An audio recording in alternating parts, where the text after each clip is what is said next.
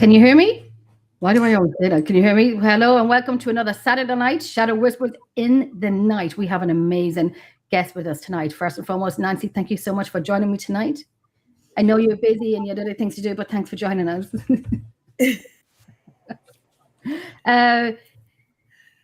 Tonight we have a fantastic guest on with us tonight. We have Chris de Cesare from True Hauntings, which is aired on Netflix.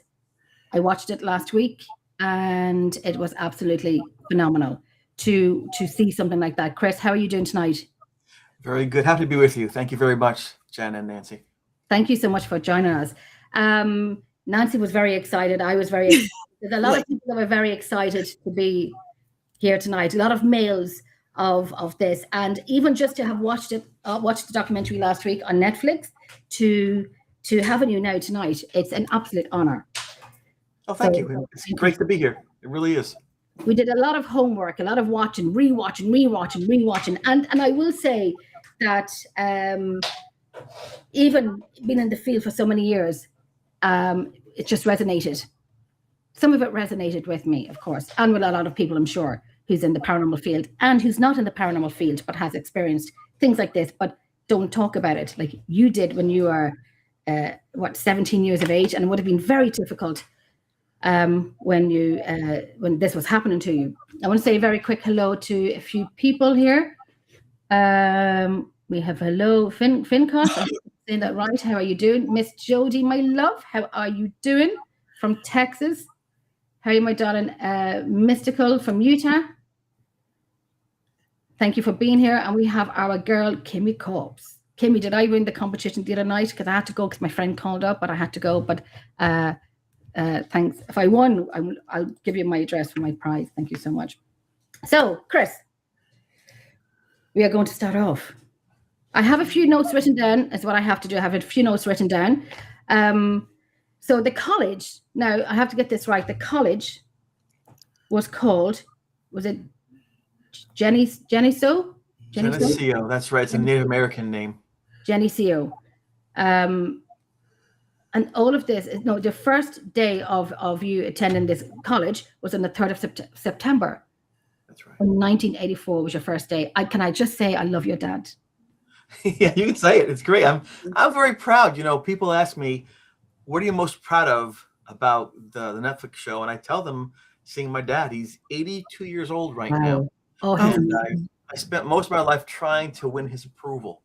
He worked 3 jobs when I was a kid. He did everything he could do to give us a chance fighting against that life. And I always admired him. And so to be able to now put the show on, now 5 years, 10 years, 20 years from now, see his face and hear his voice and say he's proud of me, that's the best blessing of all.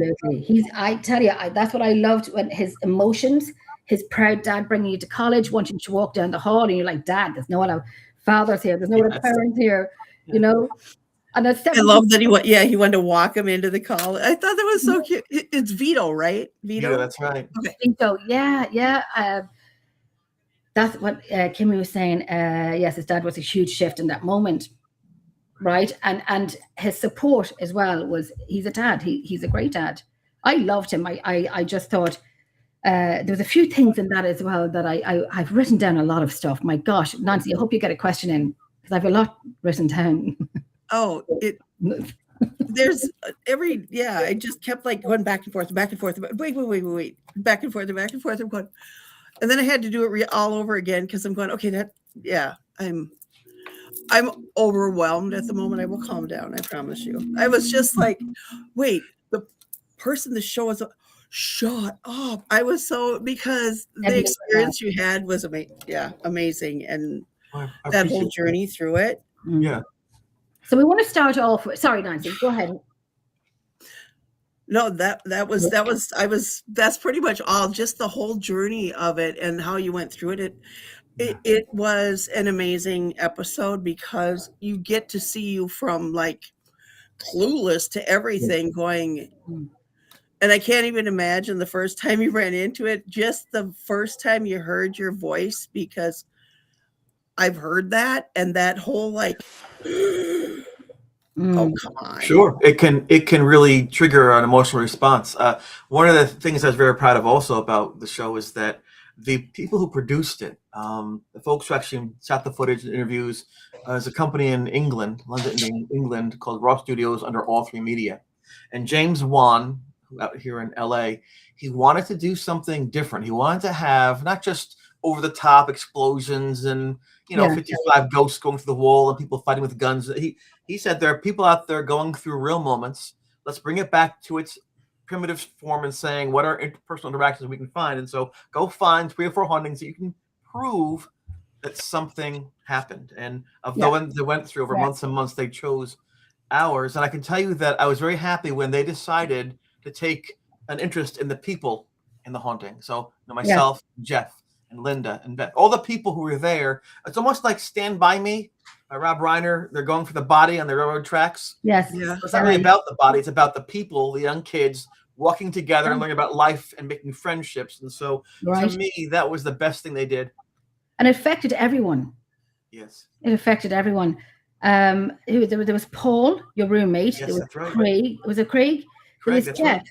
And I find that these meetings with Jeff as well, and Jeff being a photographer and was in your path, that you needed well, as we say in the paranormal, that you need a photographer, you need a videographer, you need all of that. And when I was talking to my partner, and I was saying that, he met a photographer who became one of his close friends in college. And I said, that's just connection. Yeah. Is it meant to be? Is it coincidence? Is it fate? The first time I met him was my first weekend there, and there was a big party going on, and I looked like I was probably 12 years old. I was younger than my age.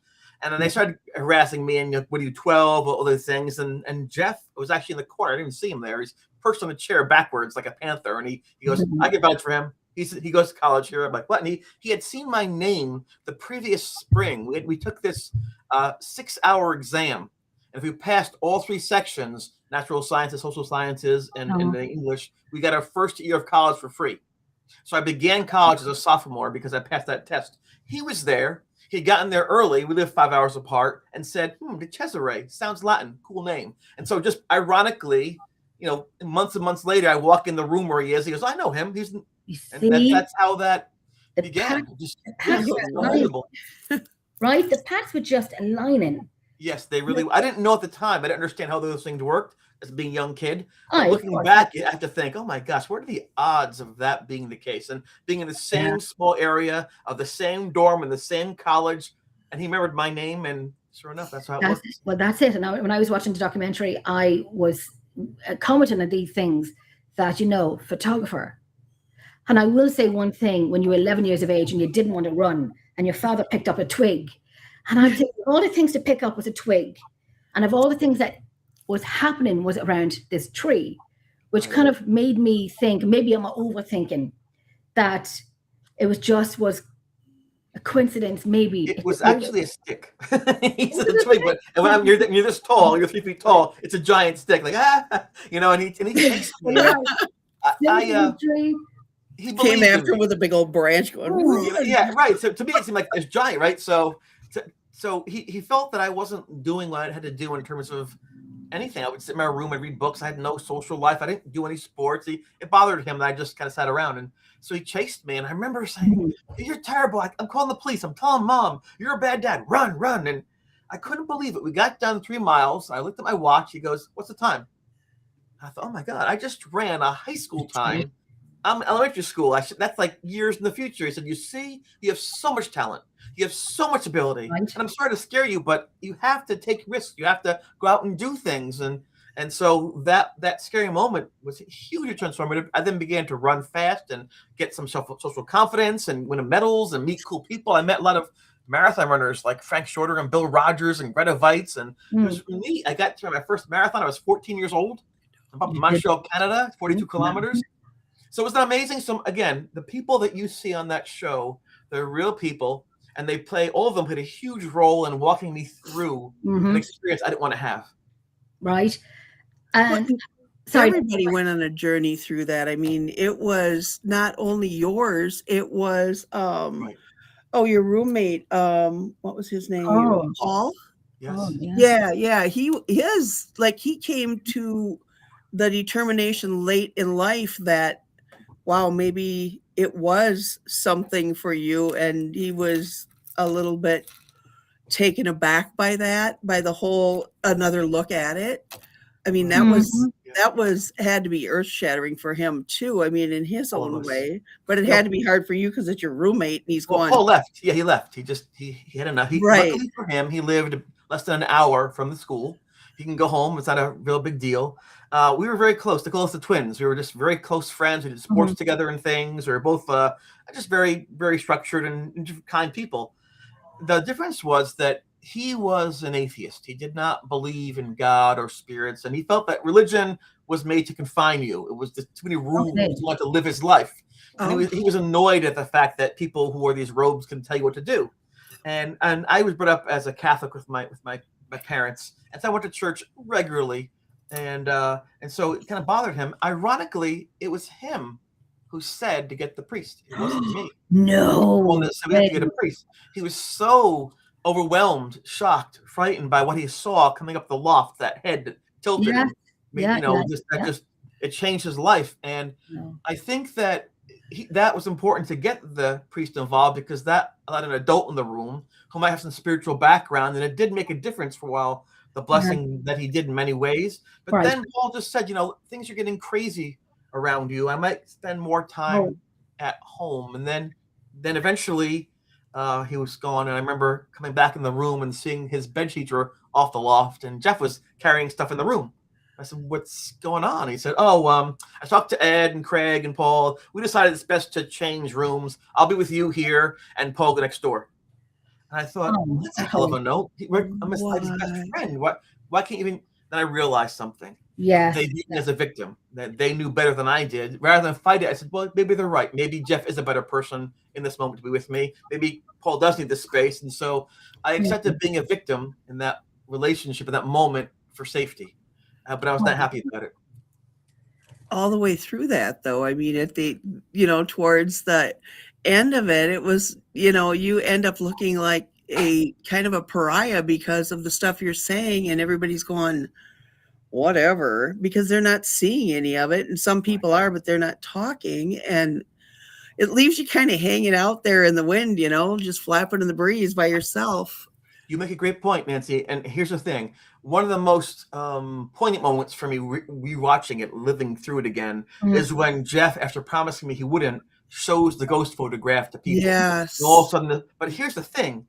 It actually was probably good. I told them burn the photograph, burn it. I don't want to ever see it again. But he wanted to save it. He wanted to let people know we're not crazy. Something's happening. Here's the proof. So I understand why he did it. I wasn't happy about it. I understand why. If someone says to you, guess who's pregnant? Don't tell anybody. Oh, I won't. What the first thing you do is like, guess who's pregnant? Don't say it. Because it's exciting news. You want to celebrate. So, and also people can then see, all right, you know what? There is something in that picture. Oh my God. And this is, so it did actually do two things, him showing the picture. It allowed people to see there was evidence involved. It wasn't just people in the basement smoking crack or something, right? And it also allowed me to accept the fact that eventually people will find out and do it in a very slow way. And when that scene they replay where Jeff walks up to me in the library, says he's sorry, and he wants a written apology. I started to almost cry laughing. Yeah, you said, yes, write me an apology, yeah. Very sincere, very open, very matter of fact person. For him to say that, that's best friend stuff. Yeah. Oh, really? See, to me, that is like the epitome of like we do this in everyday life. Going, oh, I just found this out, but you can't tell anybody because of this. Social media brings it out a lot, and you're going, oh, do I keep it to myself? Oh, they really didn't want me to tell anybody. It's that dilemma that you fall into it, and you don't want people thinking you're nuts, and you've got the proof. He felt bad about it. He did feel bad, but he did it. Remember, we're young. We're not 40 years old. We're young kids away from our home for the first time. And all of a sudden, we're talking about things like life after death and proof of the afterlife. It's big stuff. Jeff always, I didn't know him as a child, but he told me he watched In Search Of. He watched That's Incredible. He loved those shows. But then when he lived his life, he didn't really see many things. It wasn't like the backyard. There wasn't like aliens coming down to bother him. He'd say, maybe it's just not real. So I came running into the room saying, oh my God, I saw a ghost. That changed his life. He's like, what? This is my chance to maybe see there's more than just punching the clock, than just eating and sleeping. And Right. where I was terrified, he was so amazed at this possibility, and he began writing these things down and taking the photographs. Right. I want to ask you, when was the first time that you heard your name being said? The first time I heard my name being said Yeah. was right around the time of the Warrens, when the Warrens were in town. I was Right. working on a paper, a 20-page paper before computers. We had to go to the library, look at the book in the card catalog, find the book on the shelves, check the book out. You had so much time to rent it. You have to bring it home. You have to read the book, make your notes, and then type. Yeah. All the things. It was a big undertaking. My class itself, the name of the class was called Ethno-Cultural Nonverbal Communications. That was the name of the class. And my paper was on somatotypes and culture, so I was out of my league. So I'm trying my best just to focus and get this paper done. And I hear, Chris, I'm like, doors open, come on in. Mm-hmm. Yes. I'm like, just open the door, it's not locked, just push it open. Chris, I'm like, oh my God, just come in. Nothing. So I got headphones, put them on my head, and it was Paul stereo. And in the Netflix show, they have me listen to some of the tape, but in reality, it was Sammy Hagar, Voice America album, I Can't Drive 55. Right? I can't drive 50. And all of a sudden, on the second refrain, I heard Chris. I'm like, whoa. Right. The reason it's different is because they paid for the royalties to have Alive and Kicking. They have that from Simple Minds. That's the They have one. Mad World. Mad They have World, that from yeah. Tears for Fears. Yeah. They have all these songs. You know, so much a budget, and someone had used that song in a commercial long ago, so they couldn't use it. So they replaced that song with that audio cassette tape people listened to back in the 80s. So that's what it was. Yeah. And I just thought it was maybe some kind of practical joke. And even that later in that evening, when I first saw the thing, I was by myself in the room when I first saw it. Paul had gone out to eat some food. Jeff was listening to a movie. And the first time I saw it, I really thought that there was a gas leak in the room that's making me not see things. There were drugs put in my food, or there was some kind of hypnosis being done, because I knew that this was not possible. There's no way there can be this ghost, this life-size human in my room looking at me with his body phasing out of the stereo, right out of the stereo I just used, looking at me with his head going forward. That's impossible. And so when it did keep moving forward, I very bravely screamed. I did it.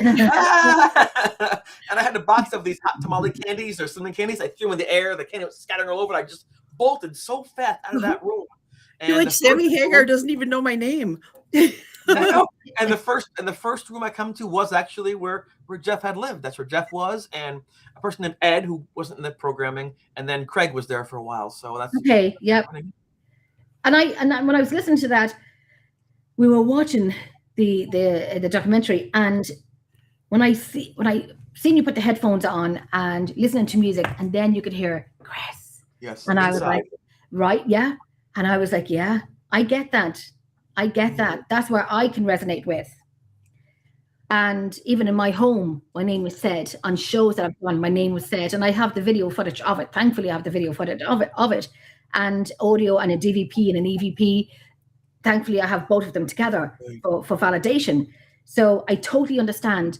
And when we use the headphones and whatever on investigations, it's the Estes method where the voices come through the headphones. So it's all electronic. So they use their energy by electricity, electronics, and so on. And that's because if you put your headphones on because you did not want to hear him say your name anymore, and he's like, he doesn't know. Yes, got this. Well, he could have been the first person to ever do the Estes method. Well, I don't know. I'm not old, but maybe. Ed and Lorraine Warren mentions to us in that presentation that you see, I think it's episode 1. She mentioned a couple things. She said that like attracts like. I thought, that's not true. Look at the magnets. Like poles repel. But she had people. Yes. She also said that if there's a spirit around you, turn the power off. Turn the lights off. Everything off. I said, well, I can't see then. But she said, if it's drawing energy from the environment, it has less to draw from. It won't be as strong. So she said that, but I had a hard time following that instruction whenever things happen just intuitively. You're not going to turn everything off because they will use your energy, even though you're they'll draw off of me. They will use you. They will use, like we said, the electricity. That's all energy. And my gosh, when I did my show and I had my name being said, and I was the only one that heard it. The panel did not hear it, and my face changed from laughing and smiling to everything just changed. And I have that video. I'll send that video on to you. You hear your voice like that, and somebody else's that's not there, like in an otherworldly voice, that has got to scare the ever-living crap out of you completely. It did. Ed and Lorraine played these things that they called EVPs. Yes. Nando. Hello. And I don't know what that was, and they sounded Nando. weird. Miss I mean, Shan- it could have been like a goat, for I know, or some animal, or some eating food, but it just sounded different, and it made me uncomfortable. So Yeah. when I heard the thing call my name, I thought, oh, wait a second, this seems different, and I was very uncomfortable. Right. I was hoping to be somebody outside the door playing a joke or just fooling around. I really wanted that to be the case. Because you all did jokes in college. I just want to say a very quick hi to Chantel. She's from South Africa. She's not well at the moment, so I just want to say hi to Chantel, and I'm so glad you're watching tonight, my darling, and I love you. So there you go. Noreen, hi, how you doing? Hope you're well, my love. Thank you so much. Lara, how are you doing? But when you hear your name being said, it is very scary to hear it at the beginning. Yes. But and you're 17. So you're not at home anymore. You're 17, and then what I loved as well, and I have things written down here with the audio thing that got me. I'm not going to lie. When I watched that, I heard it one time only, and I said to my partner, "I know what's being said." And he's probably half awake and half asleep. He's over there and listening to me, and he goes, "What?" And I said, "Saying, please help me." Yes. So we played it back, and I knew it immediately. I'm like, how does nobody hear this? You know, hear it. Yeah. In that moment, Jen, when we played the tape back, the people in the room were very happy. The fact that they're saying something, that it understood my request, they were so happy. I was horrified. I said, "What's the matter? Why are you so upset?" It actually talked like you said. I'm like, it wants my help. I know how to help it. Yeah. This is worse now. I would hope it'd say, I'm passing through. Now it's saying, please help me. I'm like, now what do I do? So what was a celebration for the people around me exploring and, trying to understand. Me surviving was like, oh no, I don't know how to do this. It's kind of validation. Shut up. It's not calling your name. It's not asking you to. That's right. But it's kind of like validation. It's validation of what you're hearing. And it proves that, all the college students at that age with kind of like mockery and, the ghost boy and so on and so on, that it's validation, even though you do not want to hear it because you don't want to be the center of attention, but you are. You are a person. And there's a reason. There is a descendant of a line of into why you were the reason, but we'll get into that a little later. But I just, listen, this is fabulous for me. What I want to do, Chantal, just very quickly, delete this series, listen and see I'm fine. Can someone make me a sandwich? Now, this is Chantal. She normally, I know she's awake, but she normally texts me when she's sleeping and texts me random stuff or voicemails me random stuff while she's sleep talking. But she is awake. She is awake. I want to, if I can. I also want a sandwich. Sorry? Oh, she wants a sandwich. I want a sandwich. Yes. But I want to, if I can, put up that piece of audio, if I can. Sure. Now, bear with me now. Talk among yourselves when I get this done, because, listen, this is technology now. So I will be going into, let me see if I can do this. I wonder what the talk was around the school when it started out and people started finding out. Were you having people come up to you and go, "What the hell, dude? Like, seriously?" Yeah. All different reactions. Some was very positive. I mean, almost too positive. Like, okay, well, if you're Jesus and I'm Mary Magdalene, like, what? Then there were people saying I'm going to hell for talking to spirits. So people were saying, read my future. Or people saying, can I help you with the ghost? It was just knocking on the door all the time. I didn't know what was happening. There was no. Now you have so many groups that go around in every country, in every area, and they educate, go to different locations, no terminology. Right. Back then, there were the wars going around, and then you had movies like Exorcist, so we didn't really know what to do. So again, thankfully, the people I approached, such as Father Charlie and Professor and Jeff and everyone, we tried to investigate as best we could and survive not knowing what the ground rules were. Right. It was so new at the time, and you're so young at the time, and it's. Let me know. Sorry, Nancy, I'm sorry for interrupting. Let me know if you can see this. Yes. Are you seeing it? So I'm going to play it, and I can't see on mine right now, so I'm dependent on you guys to see what I can't see. So I'm going to play this, and this is the audio from. Am I right, Calvin, by doing this? Let me bring this back out. Sorry, guys. Let me bring that back out. Okay. I'm trying to help you. No, that's not the one. Sorry, apologies. Give me a second. And what is it? Just give me. Is that the one, Kevin? Sorry, let me just get it here now. Is that the one there? Oh, the ghost tapes, yeah. This one here? Yeah, this is it. This is it. Okay, here we go. Purposes and why you're here. I hope you understand. Chris and I left the room. So 15 minutes go by. Right then and there, we play the tape. I rewind it and we play it through.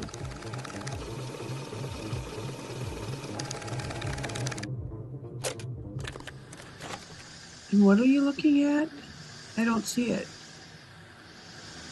Nothing, no?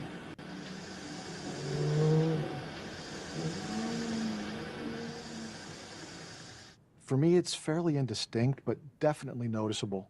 But Chris hears something crystal clear.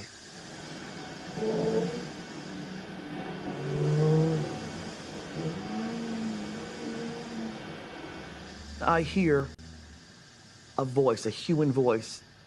It sounds to me like he is saying, please help me.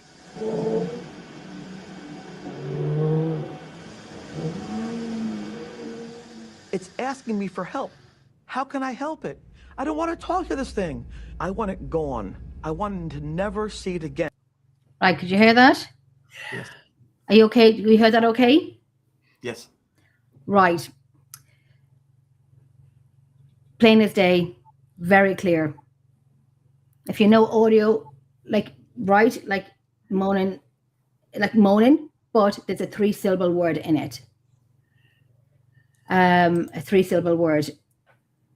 Please help me. And from when you were running in the forest and so on, and then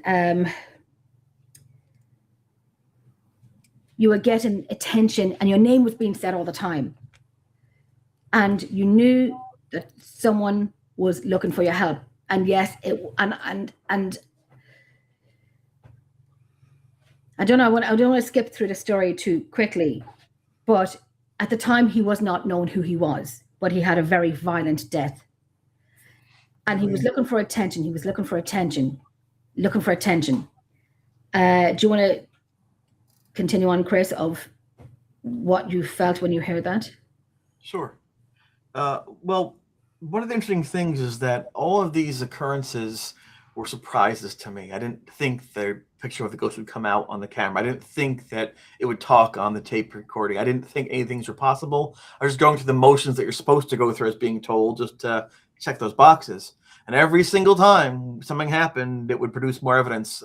When Jeff had heard that Paul and I went to see the priest, he said, well, wait, he might send the ghost away before it happens. Let's get a picture of the ghost. So that's why we went into the room that night to take the photographs and talk to it that way. So it was always, I didn't expect the lights to flash. I didn't expect any of that to happen. I just thought we'd do this and go have some pizza. I didn't know.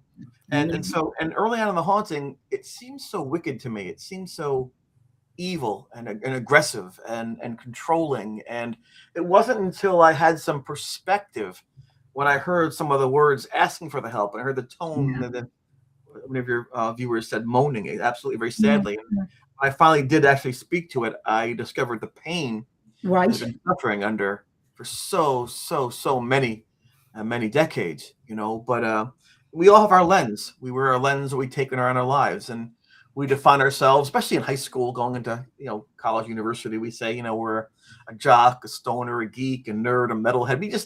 We wear certain clothes, dress a certain way, and have certain friends, but that's us. It's who we pretend to be. The real us is hidden away safely until crisis happens, and the real you comes out, for better or for worse. I learned that some people who say they're very brave aren't. Some people who say they're very shy are strong in a crisis. And it was fascinating to see real people come out in those moments to actually who they were. And when you have nothing, Nancy, nothing to offer but pain and hope, and people still like you and still help you, well, those are your friends. You're not a millionaire, you're not famous, but they still like you. That's a nice friend to have forever. And you can vote a certain way in elections. You can have different sports teams, have different values, but you know that person is like a family. They're like your brother, sister, spiritual. They'll always be there for you. And those like energies, those like personalities, will overcome most other difficulties. And it's a beautiful thing. So it's not surprising, I suppose, that when I began to find out a little bit about what this thing was and who he was and what happened to him, I couldn't help but to feel some compassion towards it. Empathy, if that, can I say the word empathy? Yes. That, and I have to, sorry, Nancy, this is one of my questions was, before you, was anything reported of this person on the land? Before you, because there is a little bit of a connection.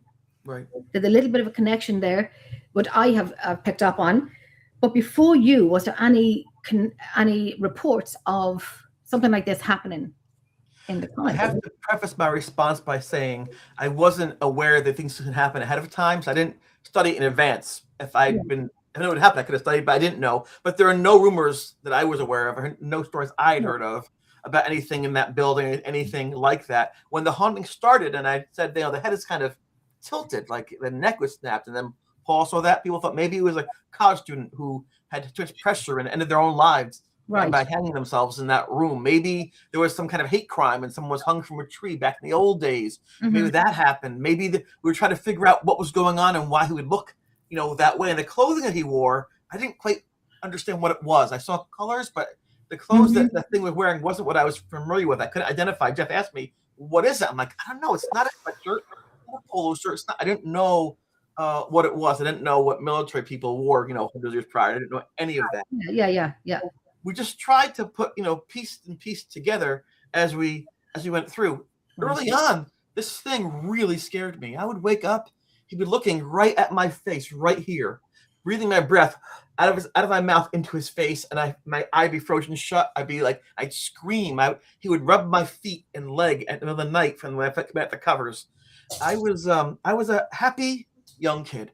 I was lucky to have two parents who loved my sisters and I, who were in love and who raised us with food and shelter and values. I was so lucky. I didn't know how things could be so horrible. When I went to church, you must have heard about the saints and things and good things. I didn't know that suffering could last and maybe in some way beyond death. I was well known for running around naked with no clothes on, going wee, speaking back in the day. It was, but when that thing was in the room, I covered up. You closed in. I just felt different, and he seemed to want to have my legs and control me, and I guess the word was possess, and it was horrifying. I couldn't touch it. I throw things at it. I threw this hairbrush. It went right through his solar plexus, bounced off the wall. I'm like, oh shit! It went right through him. I can't do anything. It would know things. When I was in high school, a young girl, her name was Paula. We were on the sports bus together for winter track. And she asked me out on a Friday. She says, "You should go out with me." And I said, "I don't really want to." She had a boyfriend already. "You're making a mistake. Go out with me." I'm like, "No, I don't want to go out with you." You made a big mistake. Oh no! She checked home, was killed. She was raped, murdered, killed, left on the side of the road, dead. And so that horrified me. I told myself, "Oh my gosh, if I just lied to her, and then said yes, she'd be alive because I told her the truth. Now she's dead." And I felt terrible. They found her body a few weeks later. They buried her, and then life went on. We went to the prom, went to the beach. She didn't matter. The first time I saw another runner with her number on their chest, I'm like, "That's Paula's number." And I felt terrible that 16, she was just gone. So when I went to college, I put a picture of her behind another picture. So I said, "I'm not going to forget you ever, Paula." Okay. One night during the haunting, Paul and I heard a big crash. We looked down over the loft, and my desk had been smashed around, and the picture was taken out and put on the middle of the desk of her. Everything else off the desk, just the picture of her lying flat. I said, "How does it know? I don't tell anybody about this." So this thing knew more than me, could do more. I was totally overmatched. So I was terrified, and weakness. The whole shower attack. But I'm telling you, it became not only knows it's using it to get your attention. It did. In an intelligent way. How crazy is that then? It wasn't like a recording. They call it recording, goes back and forth. This thing was active. It was thinking. It was reacting. And God, even this day, it's been 41 years, I'm still nervous about it. Totally. Listen, I understand because of my experiences in the paranormal as well, that, you know, there's things you want to talk about and things you don't want to talk about. And when you talk about them, you feel this lump in your throat and the stress in your chest that, you know, you're talking about it and you look fine, but inside you're kind of like, oh my God. Like, you know, it takes you. I understand that. Totally understand that. I wish I didn't, but I do. Jen, imagine if Netflix comes and says, let's talk about these things now. So part of the process of preparing for this docuseries was there's some things I said to them. We have to be careful covering some of this. Yeah. If let's suppose a parent loses their only child in the haunting. If you bring them up, they have to lose your child all over again. The whole world knows that. So we had a suicide as well around that time period. So there are some things that I asked and Jeff asked, please don't put these things in there because all it causes suffering and pain. Absolutely. Originally, it was going to be a 3-hour docuseries. It went down to 1 hour and 40 minutes because they wanted to balance the 2 segments out. Yes, yeah. So a lot was cut. And it's you know, but these things went on for day after day, week after week, month after month for months. It wasn't just a so quarter of what happened was put into the documentary. Maybe 10%. Are you kidding me? No, maybe 10%. Was put into the documentary compared to what happened? Correct. Oh my goodness. 10%, yeah. Okay, that's there were several ghost recordings or several encounters. There were a lot more conversations, a lot more. They showed Beth with the mirror. We found her actually on the ground unconscious. They showed Linda being held under her bed. That happened. Brian had the thing hanging his leg. He couldn't move on his leg. I mean, so many things happened. They just couldn't put all of that in there. Do you think, and I was thinking this, do you think that because you knew what was happening, your friends kind of knew but had an idea but was afraid to admit it, or just living with it and trying to not, that the reason why they went for the women was the reason why he went for the women was to say, I'm going to get your attention by saying I'm real. And now he's attacking the women. He's showing himself to the women. I think it's a fair starting point. The attacks, the physical attacks, all of them began after the blessing. When the priest, Father Charles Manning, came to bless the room, I was so happy. It wasn't like on TV with like dragon wings and volcanoes. It was a ceremony. Yeah. And he walked in, he goes, wow, oh my gosh, what's going on here? And then he actually used this book and he did prayers, and he had the incense. He put oil on my forehead, tape of a cross. He blessed me. And then he said some prayers about, trying to keep me safe. And he asked the spirit to find rest someplace else. Please go somewhere else because you're terrifying these young men, and you should also find peace. And I don't know how it worked, but after he did that, there were no more voices, no more shadows, no more flashing clocks, no more flying objects, no more freezing. He did it. I'm like, wow. But the thing, although he respected the priest's blessing somehow, I don't know how that works, he did. He got angry that I sent him away. And he attacked me. He attacked the girls. And the thing was, when he attacked people, even including other people, they called me. Chris, your ghost is attacking me. It's your ghost, Chris. And they call me. They bring me to him. So even though he couldn't get to me in the room, he took actions that would bring me to him anyway. I thought to myself, oh my gosh, he's still controlling me. Yeah, and I couldn't have a priest bless 25 rooms. It doesn't work that way. Right. Were people blaming you? People were blaming me. Yeah. Well, it's my ghost. It's my ghost. Because they thought, that telephone game where you start one message. And people thought I was talking to it and praying with it and planning with it. And I was mostly running and screaming and, saying, dear God, help me. With it. It's kind of like putting a plaster on a Band-Aid on a cut that is going to heal for a little bit, but that cut is going to heal, and then it's everything's going to be back to normal again. So it was kind of the prayer and the blessing, and to leave this room and leave you alone will only happen for a little bit. But it happened in that room for a long time. Where the ghost listened to the blessing. I was safe in my room finally. But I felt guilty because now it's out of the room. It's attacking people I care about. And so even though it was worse to me, I almost rather focus on me, though I hated it, and leave my friends alone than to punish them because I pushed it away. I felt this. It's almost like if you have a sister or brother with you and you tease them back and forth, but don't touch my sister. Don't put a hand on her. You touch my hand on her, me. And that relationship where I felt not my ghost, but my friends, my responsibility. There had to be a part of you though that goes, if I could just stay in my room, how did that?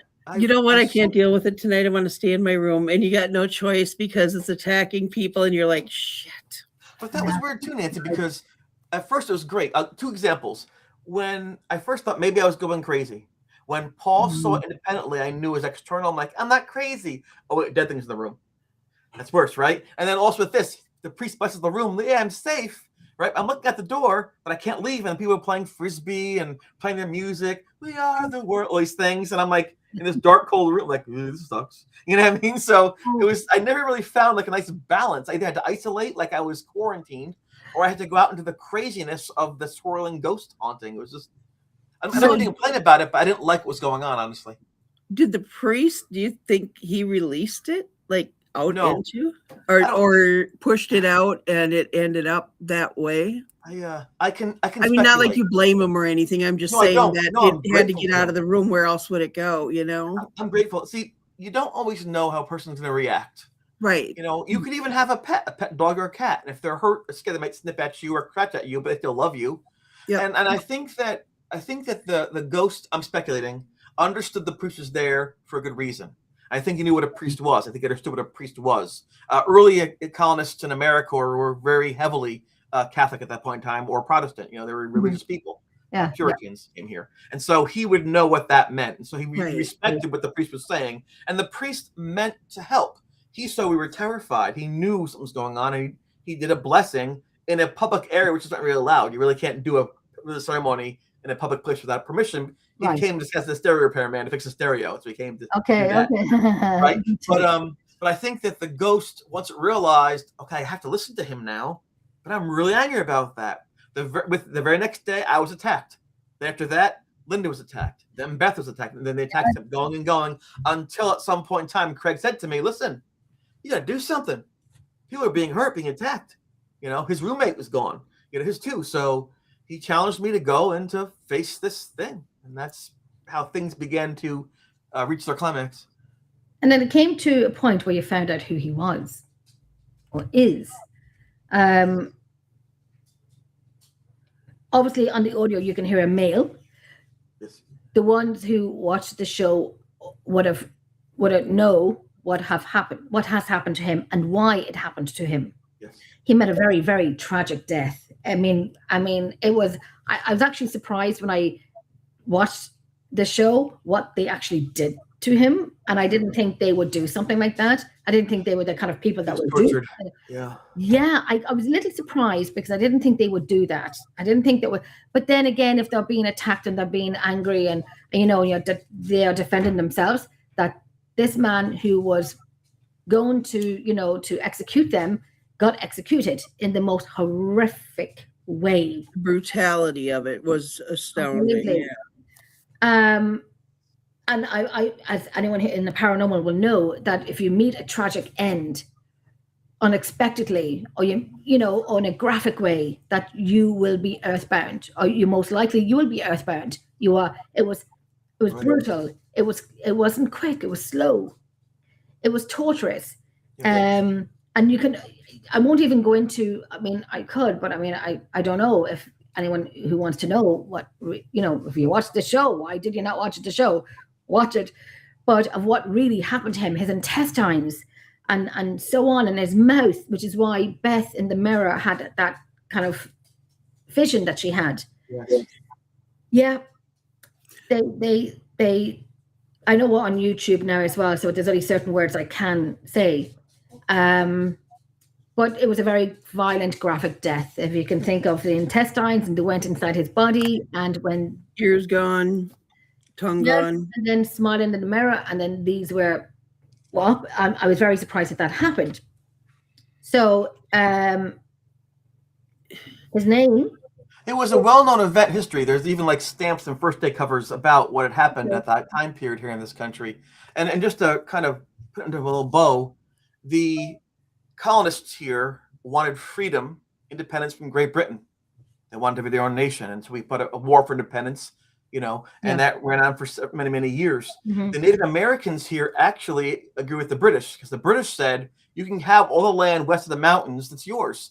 But the people who lived here, the Patriots, they wanted to actually go westward into Ohio and places like that. So they were encroaching upon what were Native American lands. The British had promised to keep them safe, and they couldn't, because they couldn't be a race at once. So it was ironic that when the scouting party of this gentleman, Thomas Boyd, went out there, his Native American guide said, "Don't go that way. There'll be an ambush." He said, "No, there's nothing in the maps. We weren't told that." He didn't listen.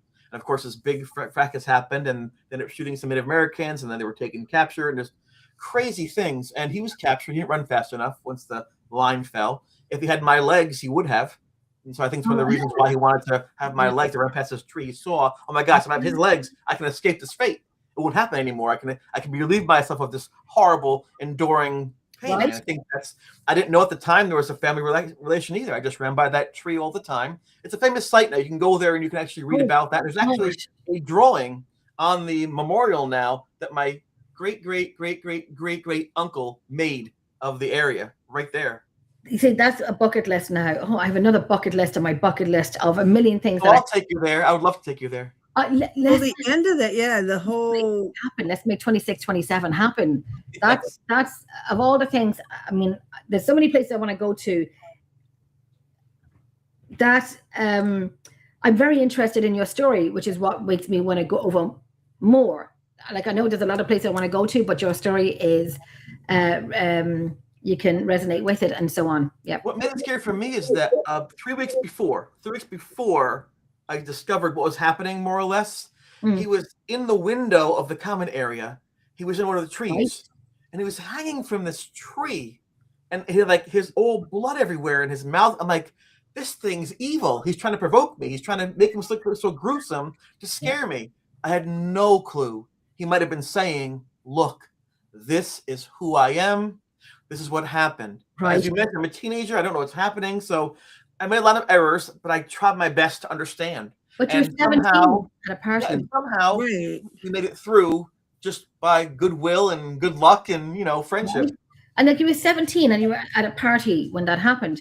Well, and two, when the research they dug into to find out what happened to this guy, I found that astounding because I was in school back then, and no computers, no. If you were lucky, you had a punch cards and a 3M kind of IBM that kind of thing. There weren't even 5-inch floppies at the time, so it was everything was encyclopedias. Everything was, you had to look it up, and that they did that kind of research and found out what happened in that area is crazy. What tenacity that had to have taken to do that research.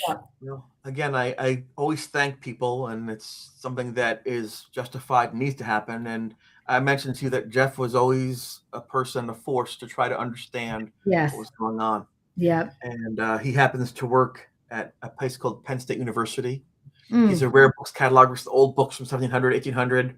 So he has a lot of access to a lot of those records and things like that to be able to search and discover. My mom was number of years ago discovered that one of her ancestors actually had found the body of this man and his friends and buried them into the ground. They would have found him. So who knew that was going to be something that that's the craziest part of it is. Yeah. And sometimes I think the strangest part to me is we lived in Eerie Hall. I mean, of course we do. It sounds like it's made up. Eerie Hall, but Lake Erie, one of the Great Lakes. The other thing that was so strange to me was that after all this time, there was a direct familial link to this that I wasn't aware of at that time.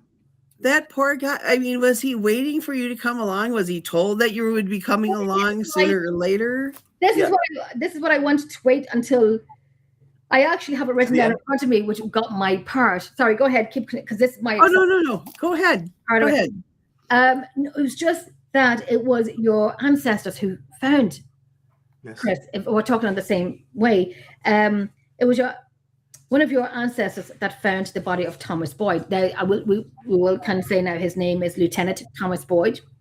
He was a revolutionary soldier whose body was discovered in the 18th century after being tortured, referred to as Tommy or the Ghost Boy. So it was your ancestors, Chris, that found his body. Yes. When this is what I asked you earlier. Was there any reports in the college at that time before you came, or you just arrived in college and therefore now, right? This was all unknown. In fact, Netflix had to compress 30 years into an hour and 40 minutes. We didn't discover who that was until 27 years after The Haunting.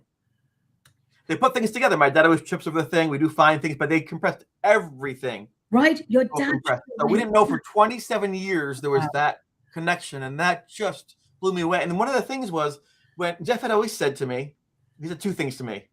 It wants to tell itself a story. It'll keep on getting out there. We can't stop it. And the second thing he said to me is, you ever get brave enough to talk to it, ask it closed-ended questions, not things like, how do you feel, but ask closed. So when I finally talked to it that last time, I asked, where are you from? And the ghost said, Danville. And we found out 27 years later that Thomas Boyd was living in Danville, Pennsylvania, hundreds of miles down south of there. Wow. And then when I looked back, I said, oh my gosh, I mentioned that to Jeff, 20, 30 years ago, and there it is again. So the wounds matched, the family tree matched, the answer the ghost gave me matched. And the one thing that Jeff was doing too is trying to figure out how this thing was interacting with other people. So he asked me, what would you call it? I said, I'd call it Tommy. I had a parakeet named Tommy. I don't know. Right. Okay. And then he asked Paul separately. He said, Tommy, like, Tommy, can you hear me? He asked another person. They said, Tommy. Every person, like Tommy knockers, every person said Tommy for a different reason, not knowing what we all said Tommy. So he said, that's it. This thing's name is Tommy. There's no doubt about it. And then when the name came up, Thomas Boyd, I'm like, that was the name. So like click, click, click, click. Looking back, it was so obvious. In the moment, it was just a big, crazy blur of emotions and movement and activities. It's just amazing to me. That. When you look at that, though, does that change your whole outlook on like how the universe works? I mean, for everything that had to come together for you to be there, okay, and you to be the one, and it came to you when you didn't pay it attention, or it moved out of the room. It still came at all of that. All of that was focused on you. I mean, that's got to be kind of humbling to go, holy cow. I mean, yeah, I remember. I got to wonder how that affects you.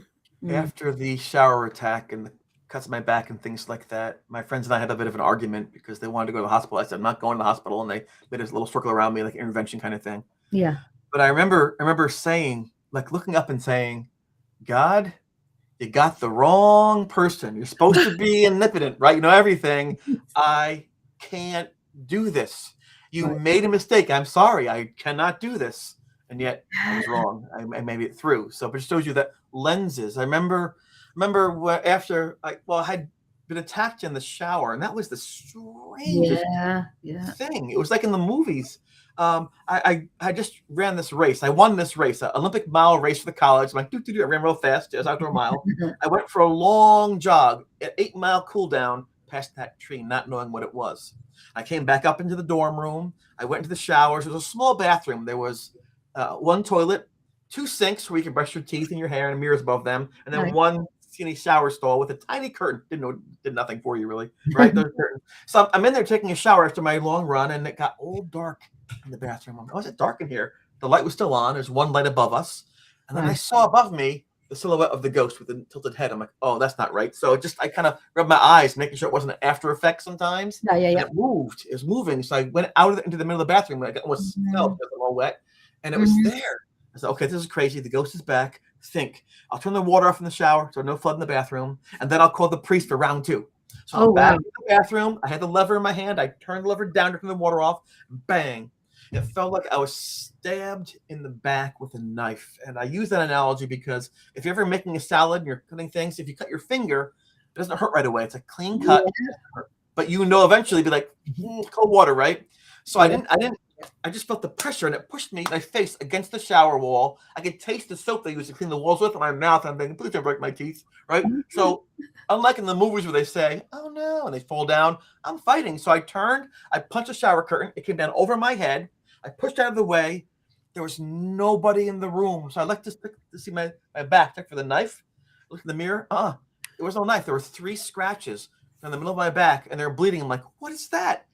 And I just thought, that poor kid, like I'm disassociating, he's dead. Yeah. And I remember I just, either because of the pain or the fear or going from hot to cold, shivering, I found my knees and I said, who are you?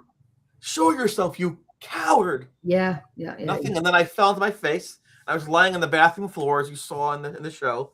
And the only thing I could do was think of two things. Mhm.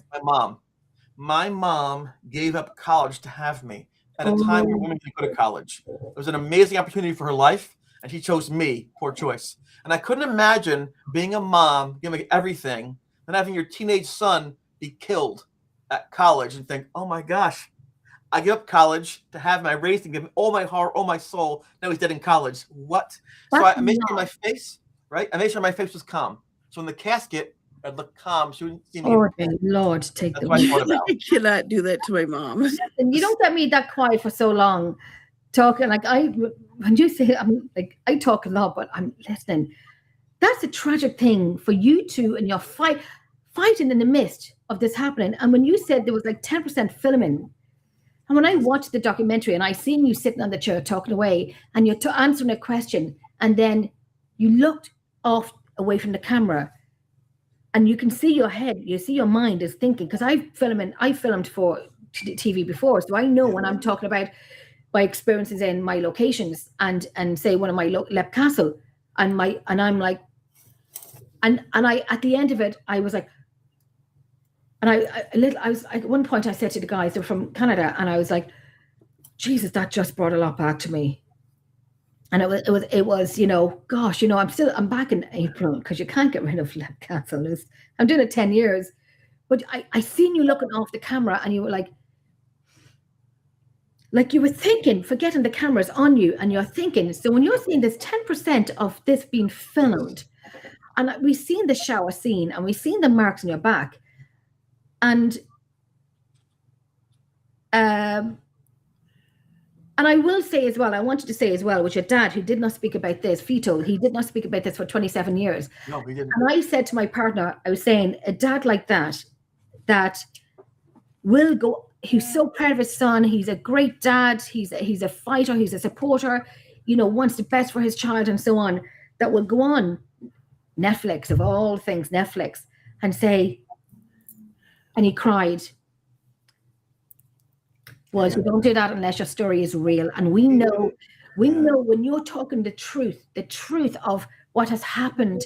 Like I've had it, you've had it. And when you're talking the real deal. Life is no script. Life isn't script that way all the time. And he was afraid by talking about it, I relive it all over again. He wanted to protect me from that pain. But as I was lying on the floor in that bathroom, I saw one droplet of water. It was on my wrist, a little bead shape like a pear. And it was sparkling. It was beautiful. And then I looked at it. I could see the room upside down. I thought, refraction. Water refracts light. That's science. And then it fell down. I'm like, oh, it went down. Then gravity. Gravity at 9.8 feet per second. So refraction, gravity. I looked by my eyeballs. On the floor was the grout from the tile. It was dark and moisture. Wow. So refraction, gravity. I knew I wasn't crazy. I knew science was working, but I couldn't explain what was happening all around me. And I thought, I'm going to die. And at that moment, just trying to make my face calm for my mom in the casket, the door opened up. I felt warm, dry air coming over my body, up my back and things. And Jeff came in. He's like, Chris. He couldn't believe what he was seeing. He's like, what's going on? I'm bleeding. I'm on the ground. And he pulled me into his room. And that's when my friend said, we're going to the hospital. You're going to the hospital, infection, bleeding. And I wouldn't go because if I went there, they think I'm self-harming. They would sedate me. They would restrict me. They will do 1984. Yes. September 84 to December 1985. Yeah. I wouldn't want that to happen. So I refused. And I said to them, I'll fight you. I'm like, oh no. I'm thinking like, oh, I'm that guy in the middle of the inventors, and I'm missing me. But I said to them, wait, stop. Because their lens and my lens didn't match. We didn't have matching lenses on this, right? It's kind of like if you watch a football game. One team, Manchester United wins again, right? Yeah. People like Manchester are happy. You like Liverpool, you're upset. Same game, same score, right? But you good, bad, different reactions to the same stimulus. So I said to them, wait, get some bandages, get some peroxide, get some cotton swabs. And so instead of going to the hospital, they put the peroxide on my back and the bandages for 4 to 7 minutes. This way, they were happy I wasn't bleeding out, and I was happy I was in the hospital. So I found a way to connect our two lenses or two way of thought. Right. That was very that worked so well, and it worked out perfectly. So that was fine, and that's all we need to know. I was struggling, Don't you like think about what you were thinking about? Going, why the hell was I thinking about this? Is it your mind's attempt to distract you from, I don't understand what the hell is going on around me. So it's going to get analytical and look at every little nuance of right here. I think that my father training me as a marathon runner, you have to run 26 miles, 42 kilometers.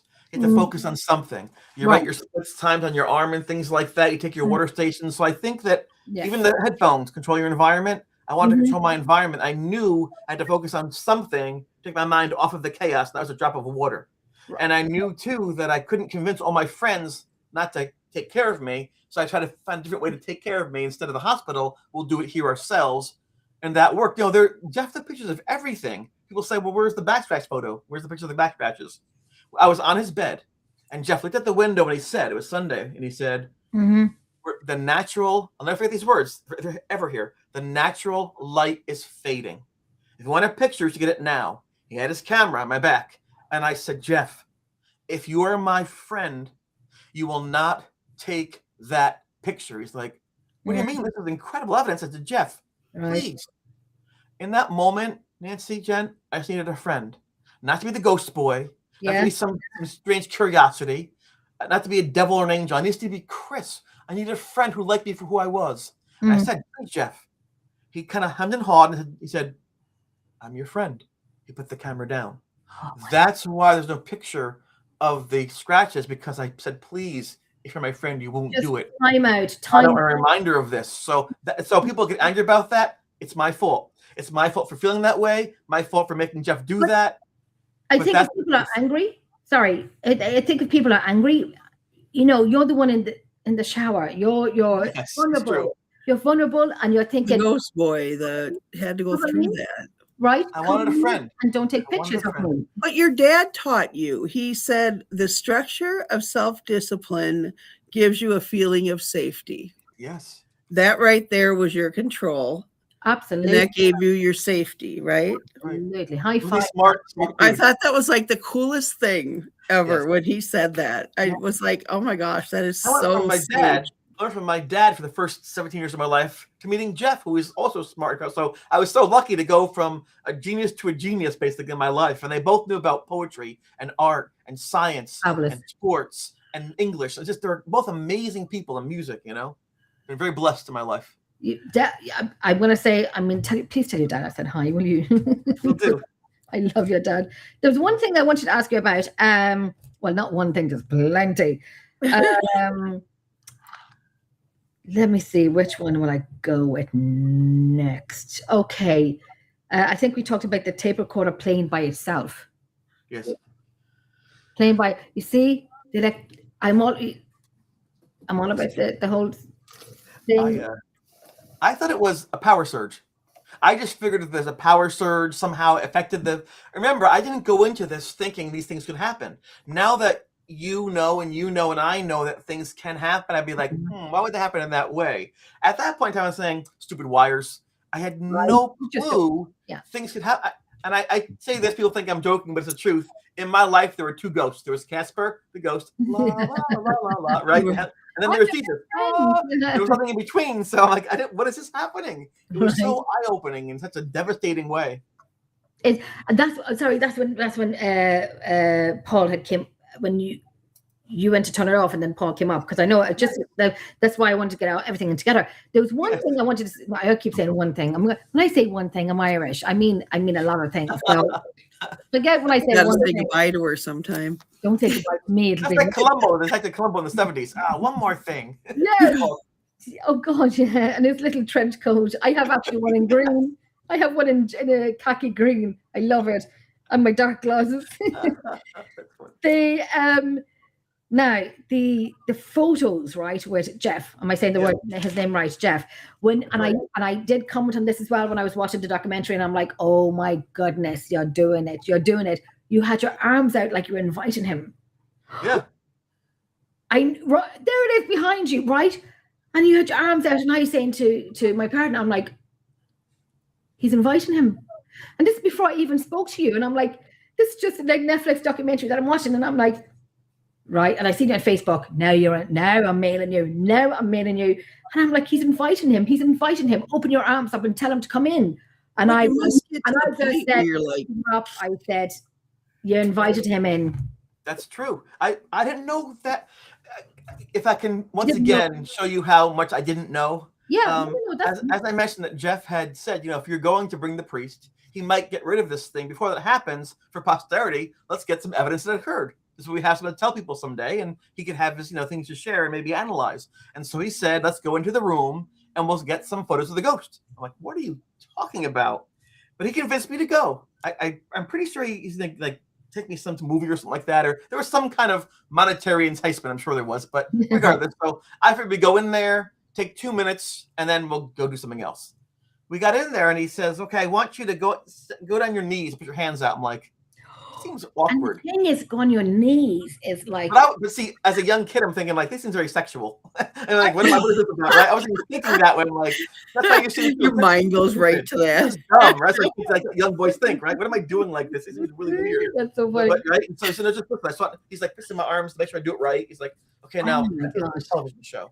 I'm going to call the ghost just like that. And I didn't ever say the word Tommy. I would say T. If I said the name, I might conjure him. And so I always said, what is T doing? You acknowledge him. Except for 2 times on the tapes to talk with him to get the conversation, and in that moment right there, and that was right there that happened that evening. To get some conversation. So he had a fish tank thermometer with him that could get the temperature changes. He had a notebook, he had his camera, he had a pencil. He was ready to go. He had a flak jacket, and so he began to just like observe things around the room. And I'm doing there. I'm saying, "Hey, it's me. How are you? My friend wants to talk to you. So if you can come and say hello." And I just thought it was nonsense. And then, to my displeasure, the closet door unlatched and opened and started to shake. I'm like, "Oh no!" And this freezing breeze came right out of the closet toward me. And you can see how my sleeve is blowing back, and the cardboard is bending. My shirt's blowing in. And so I said, "Jeff, take the picture." I meant of the ghost. He didn't see the ghost. He just saw me. So he took a picture of me, which is kind of cool because that shows the effect in the room, in a closed, airtight room, of these swirling breezes, bending and moving things. So that turned out good in that case. He had a flash cube. Although it has some things in this camera. The room. It lit up, and the thing came right out towards me. It went through my body. It felt like I was frozen. Bye, Jody. And then I fell on the ground. And Jeff said, "Where is it? Where is it?" And I looked. I said, "In the loft above my bed." I don't see it. Dude, the dead thing that's looking at us, that's the ghost. Take a picture. I don't see it. It's looking right at us. He said, "Chris, if you see it, you take my camera, you get the picture." So I raised the camera and I took the picture, which is right here. That had the skeleton in it. Can you see the skeleton? Oh, it's too bad. I'm sorry, but there's a skeleton right about here. You'll see it in the Netflix show. So you see, the Netflix. If you didn't watch it on Netflix, why have you? I'm sorry.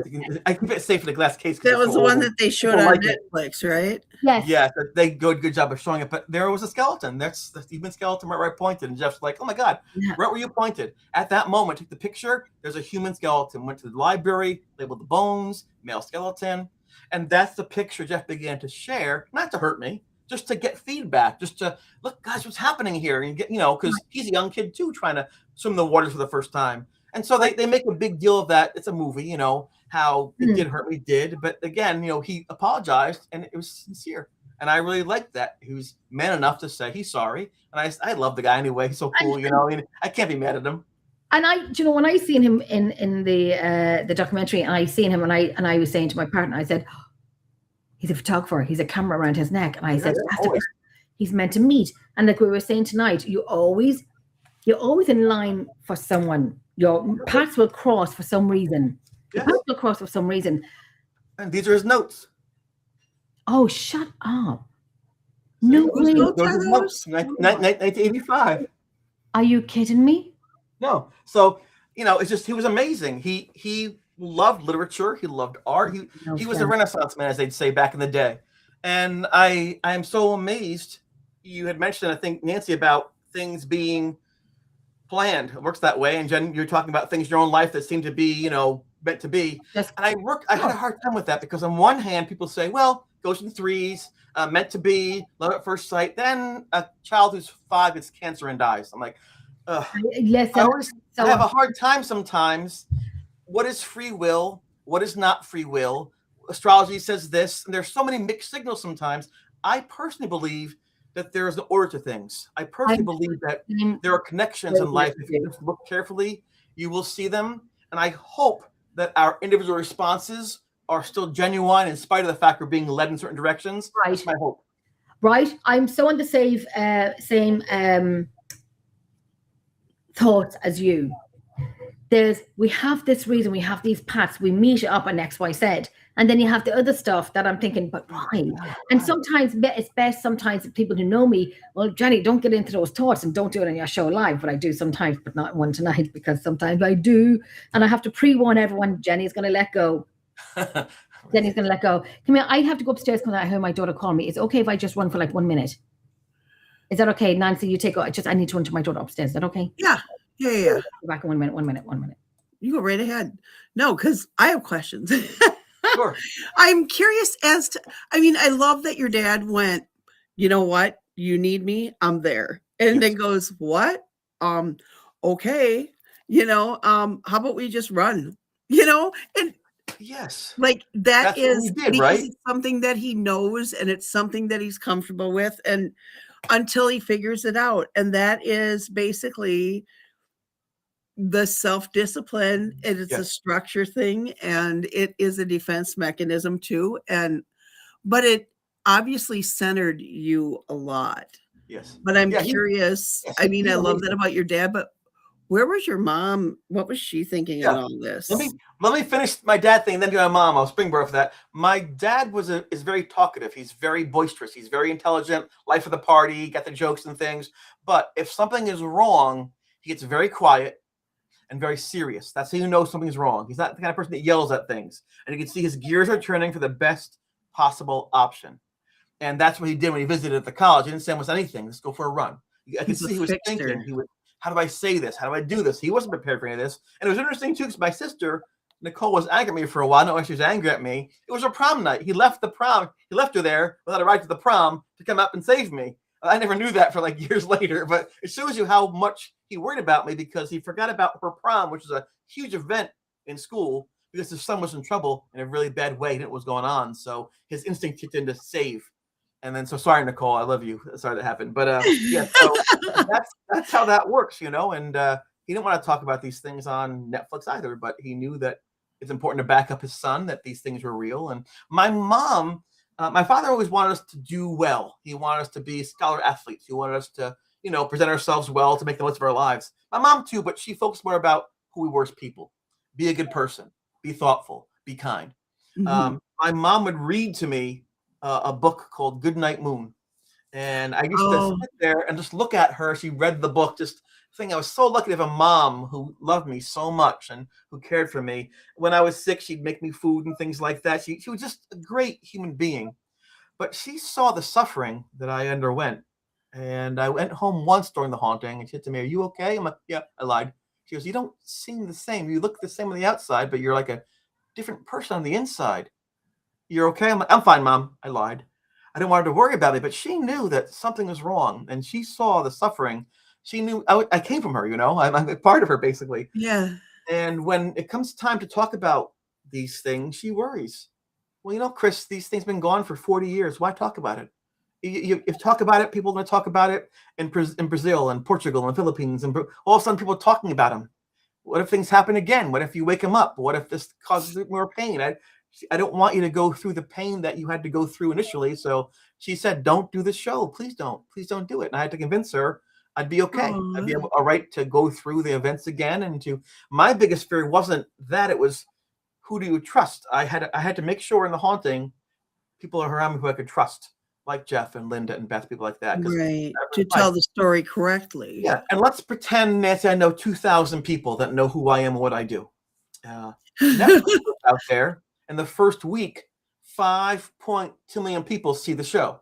Right. Since then, 9 million people have seen the show. Whatever they make me, that's who I am. And I was very worried about them miscasting me and making me who I wasn't, saying the wrong things, splicing my words, cutting things together. So I had a very hard time with that. I recognized my friends, "This is cool, Netflix." My kids like, "Dad, that's cool. Netflix is the best thing, But I was aware that I would lose control over who I was, because it's not a cartoon, it's not a fantasy, it's a real Right. life thing. And so I had to weigh the branding versus the opportunity to travel, be on the show like yours, and things like that, write books, versus what if I make it alive everything? What if I become a joke? What if they make me look like I'm, something I'm not? And so Like an it was idiot tough or for me. something. You're, oh my gosh, you've got to be kidding me. But You know what I mean? it Yeah. So doesn't I didn't. define, yeah, I mean, it doesn't define you, but you're saying in does. the worldview that I have makes lived who my you whole are, life, the Nancy. worldview. I've lived the last 40 years based off of those in the shadow of those 90 days. It's a fact. That's all I've lived over. It's the worst time of my life that everyone talks about. Nothing else seems to matter. Right. Okay, I understand. When we started to film the interviews and things like that, I was very upset. After the very first day, I said, listen, this is not going well. I'm not doing this. There's a train leaving at 11:30 in the morning. I'm on that train. I'm going home. Goodbye. No, wait. I caused a big scene. I wasn't yelling, just I'm not doing it anymore. And I called my friends. I called everybody, Beth and Linda and everybody and Jeff, and said, I'm pulling out. Like, what? Because it's fun to be on Netflix, right? But they all said, we understand. If you're not comfortable, we're your friend. We're not doing it. Once again, talking about good friends, right? They didn't say, come on, Netflix will be fake. They all said, if it's not good for you, we're not going to do it. And then we had a meeting, and the folks there, let me tell you, Mark Lewis, Kelly Nobe, Melissa McLean, folks, Simon Mills, they responded to my need. They had been given a script from Hollywood, basically from LA, to put together and change things around. They met with me. We talked for about an hour. We agreed to go back to more toward. They might get in trouble for this. They might get in trouble, and they might have put it out. But they said, let's talk about each scene. What we're talking about. How do you feel? They respected me. And once they did that for me. It's not usual, but again, I'm not some 20-year-old kid who wants to get famous. I don't really need this. Right. It's more important to me that I tell people the truth. I'm a teacher, 29 years, special education. I tell my students, don't lie, tell the truth. Right. So there's no way I'm going to make my legacy being about lying. And so they respected me, and it's a beautiful thing they did. I'm very happy. Again, I will talk to the end of the world about how cool everyone was that I got a chance to work with, to live with, to grow up with. I'm very blessed. Right. And you know what, even sorry, Nancy, go ahead. You're going to ask a question. Go ahead. Do you have kids? Right? I have 2 children and 1 granddaughter. She's 7.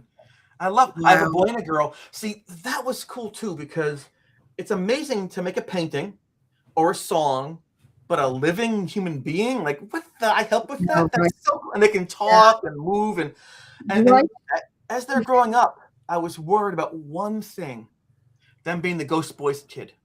And so I had a choice. Do I not tell them and have it happen to them and they're not prepared like I was? Do I tell them and then all of a sudden have predisposed and be in my legacy and not have freedom?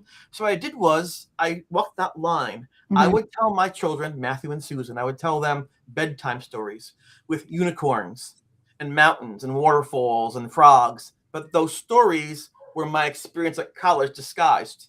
So they could problem solve those moments without being burdened by being my child.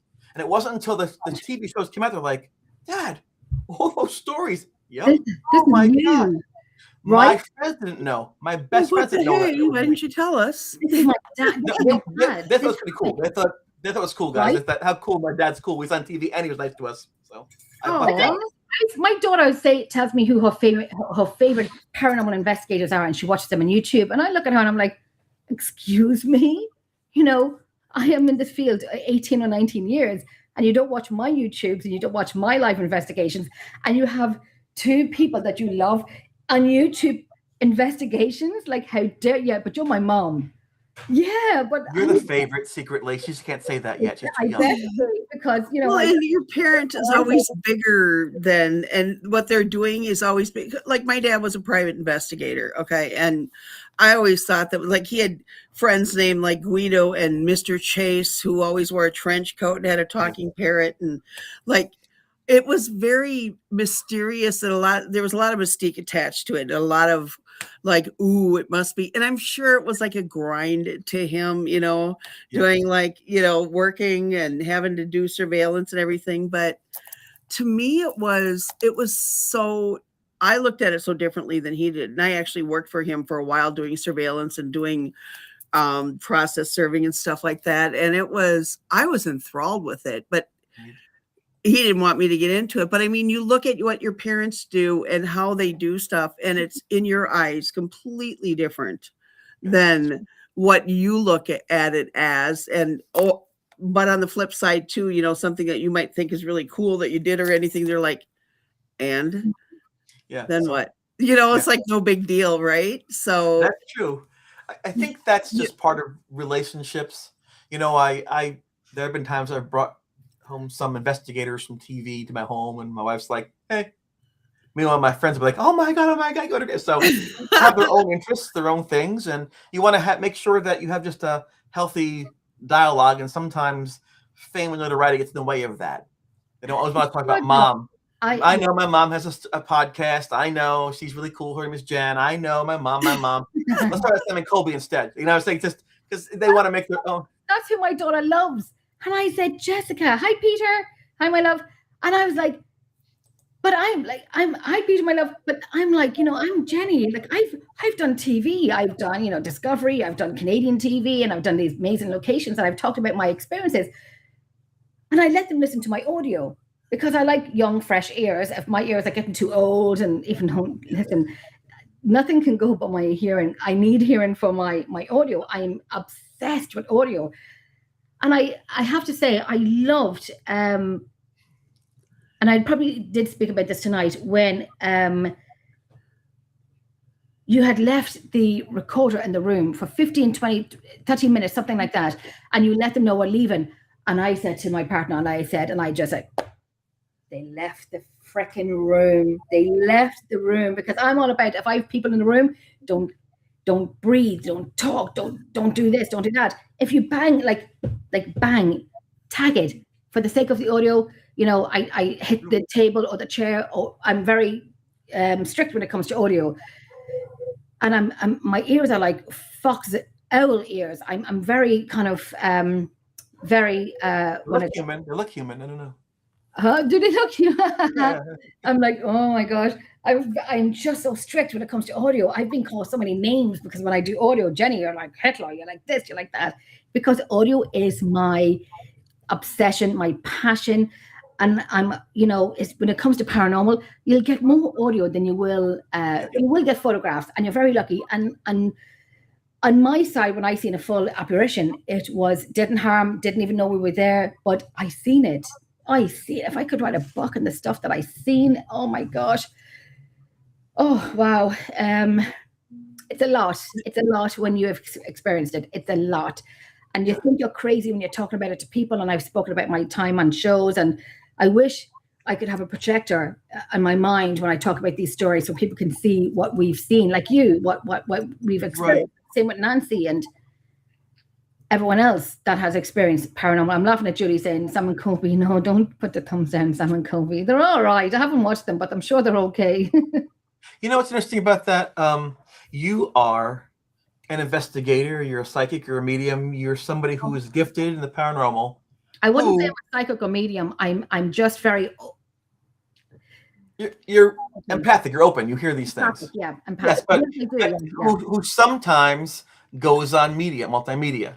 Those people, those young men, are performers or actors who sometimes talk about the paranormal. They're very different things. That's entertainment. Entertainment sells. The fast food place at McDonald's, Burger King, that's not as good as steak could be, but people go there because it's quick and it's cheap and entertaining. So it's different needs are fulfilled. That's all. And as far as the room, leaving the room, again, that is Jeff Unger's idea. He marked the location of the chairs. Right? He's brilliant. You should probably get him on the show one day, because I think it'd be fascinating to speak to him. If Jeff would come on the show, and you and Jeff come on the show together, you know. If anyone else wants to mind your business, I'm getting them on first. Mind your business. I'm doing it first. He was so cool because when you're an athlete, you're always competing, right? You're competing for scholarships, for first place in the race, for a spot on your varsity team. He was the first person I ever met that could find value in and happiness in someone else's success. Oh, I love that. I'm amazed by that, because you know how it is. I saw three orbs. I saw 5 orbs. I have 9. I have 15. There's always someone like that, right? But he was never like that, and I was such a welcome thing for me to be able to relax around him.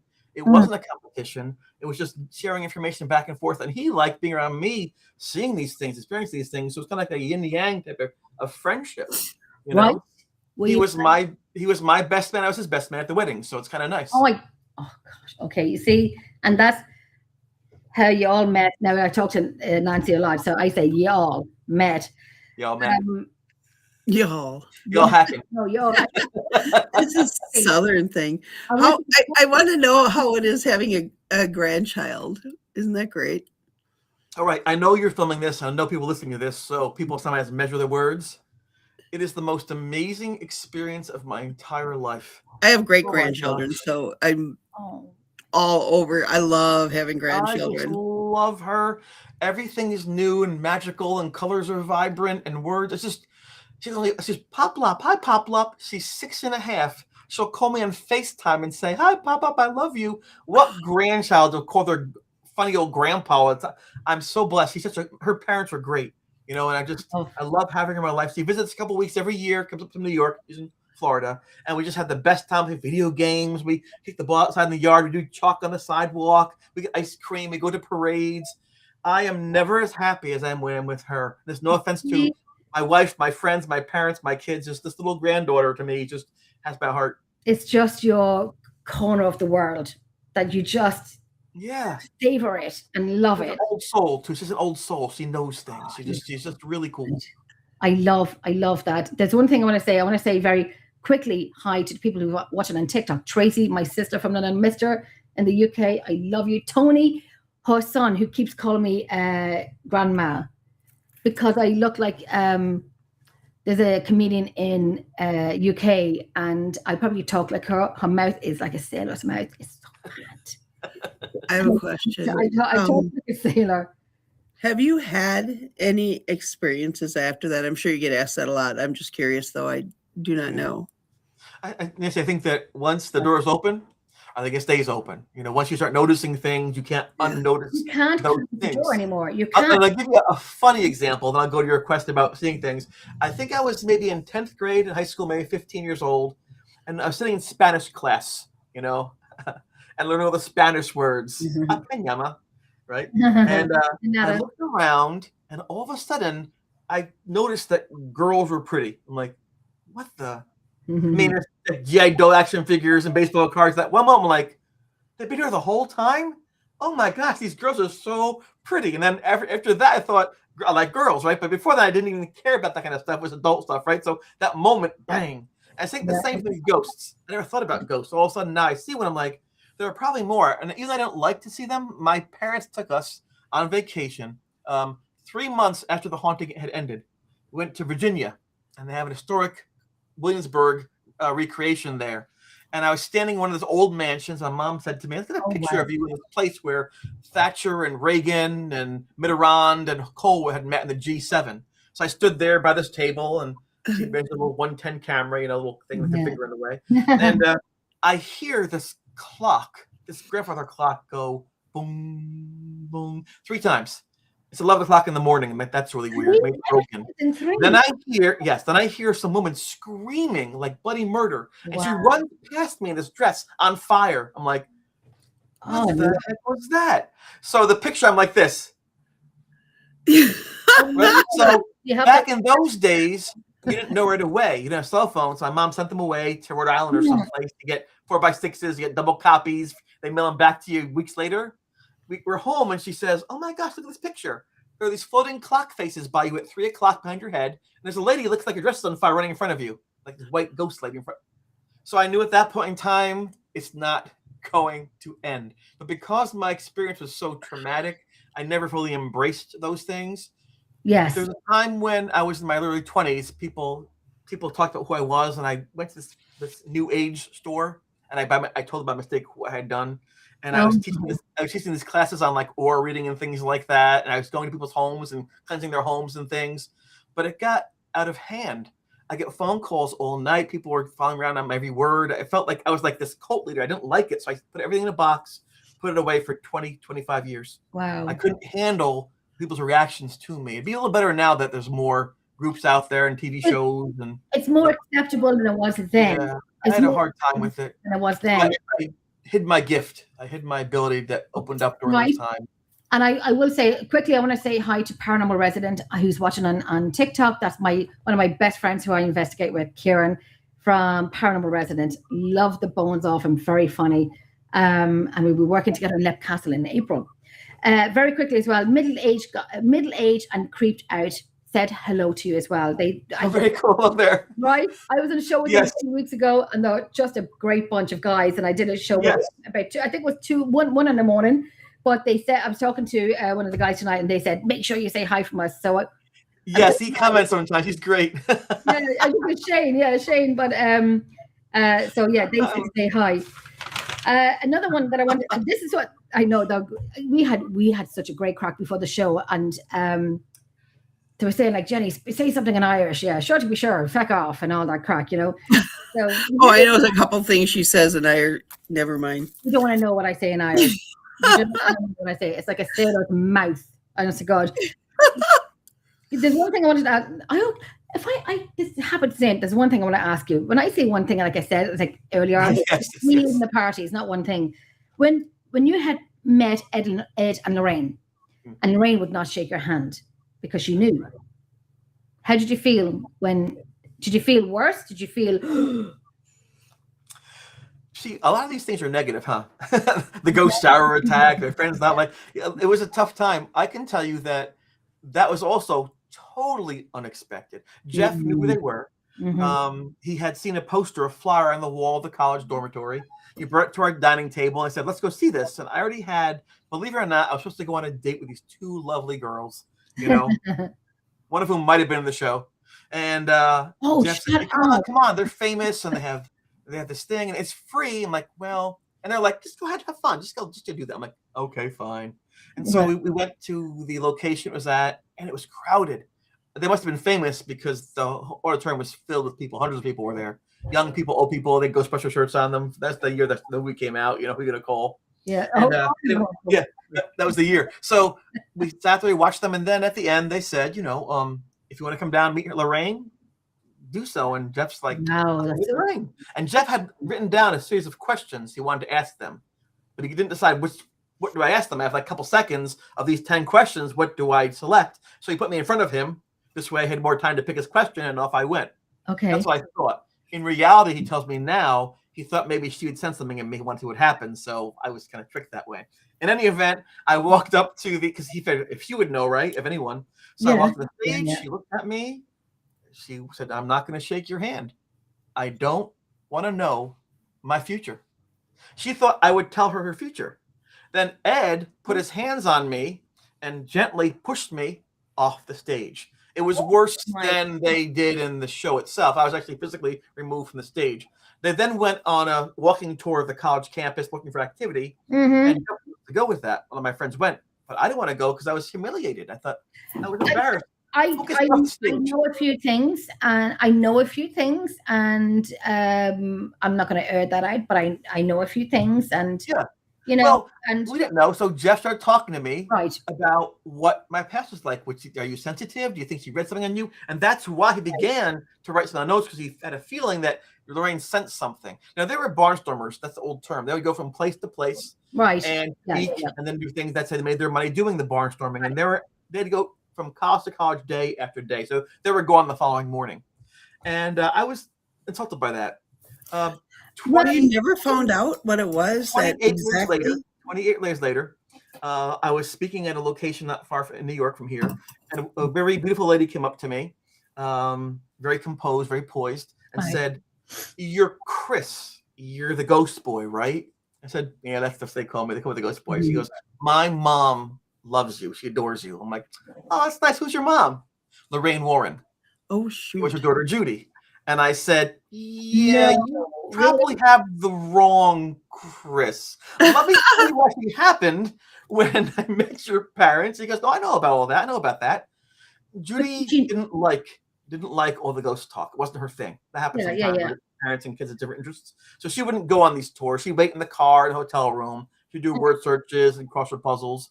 Well, her mom came back to the car that night and said, there was this young boy with blonde hair. His aura was like vibrant. It was so huge. It blocked me. I couldn't read the audience. In fact, I thought he'd read me. What a fascinating thing that was. So in other words, what I thought was a negative thing, they're like, you're stopping the show. You're going to go this way. They're being paid to entertain. They couldn't because I blocked her, right? So it wasn't an insult. It was actually a compliment.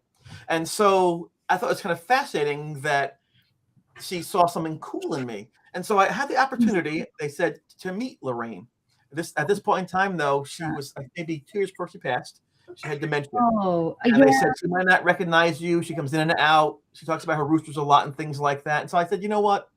The first interaction was tough for her. She didn't really, she's put off by that. I don't want to go back a second time and she's not quite with it and be scared a second time. Right. So I politely declined because I didn't want to in any way harm her or make her feared, and have the positive knowledge that I appreciate her. And in fact, her daughter Judy makes these cool bracelets and things for animal shelters. And this is from Ed Warren's library in Connecticut. Oh, wow.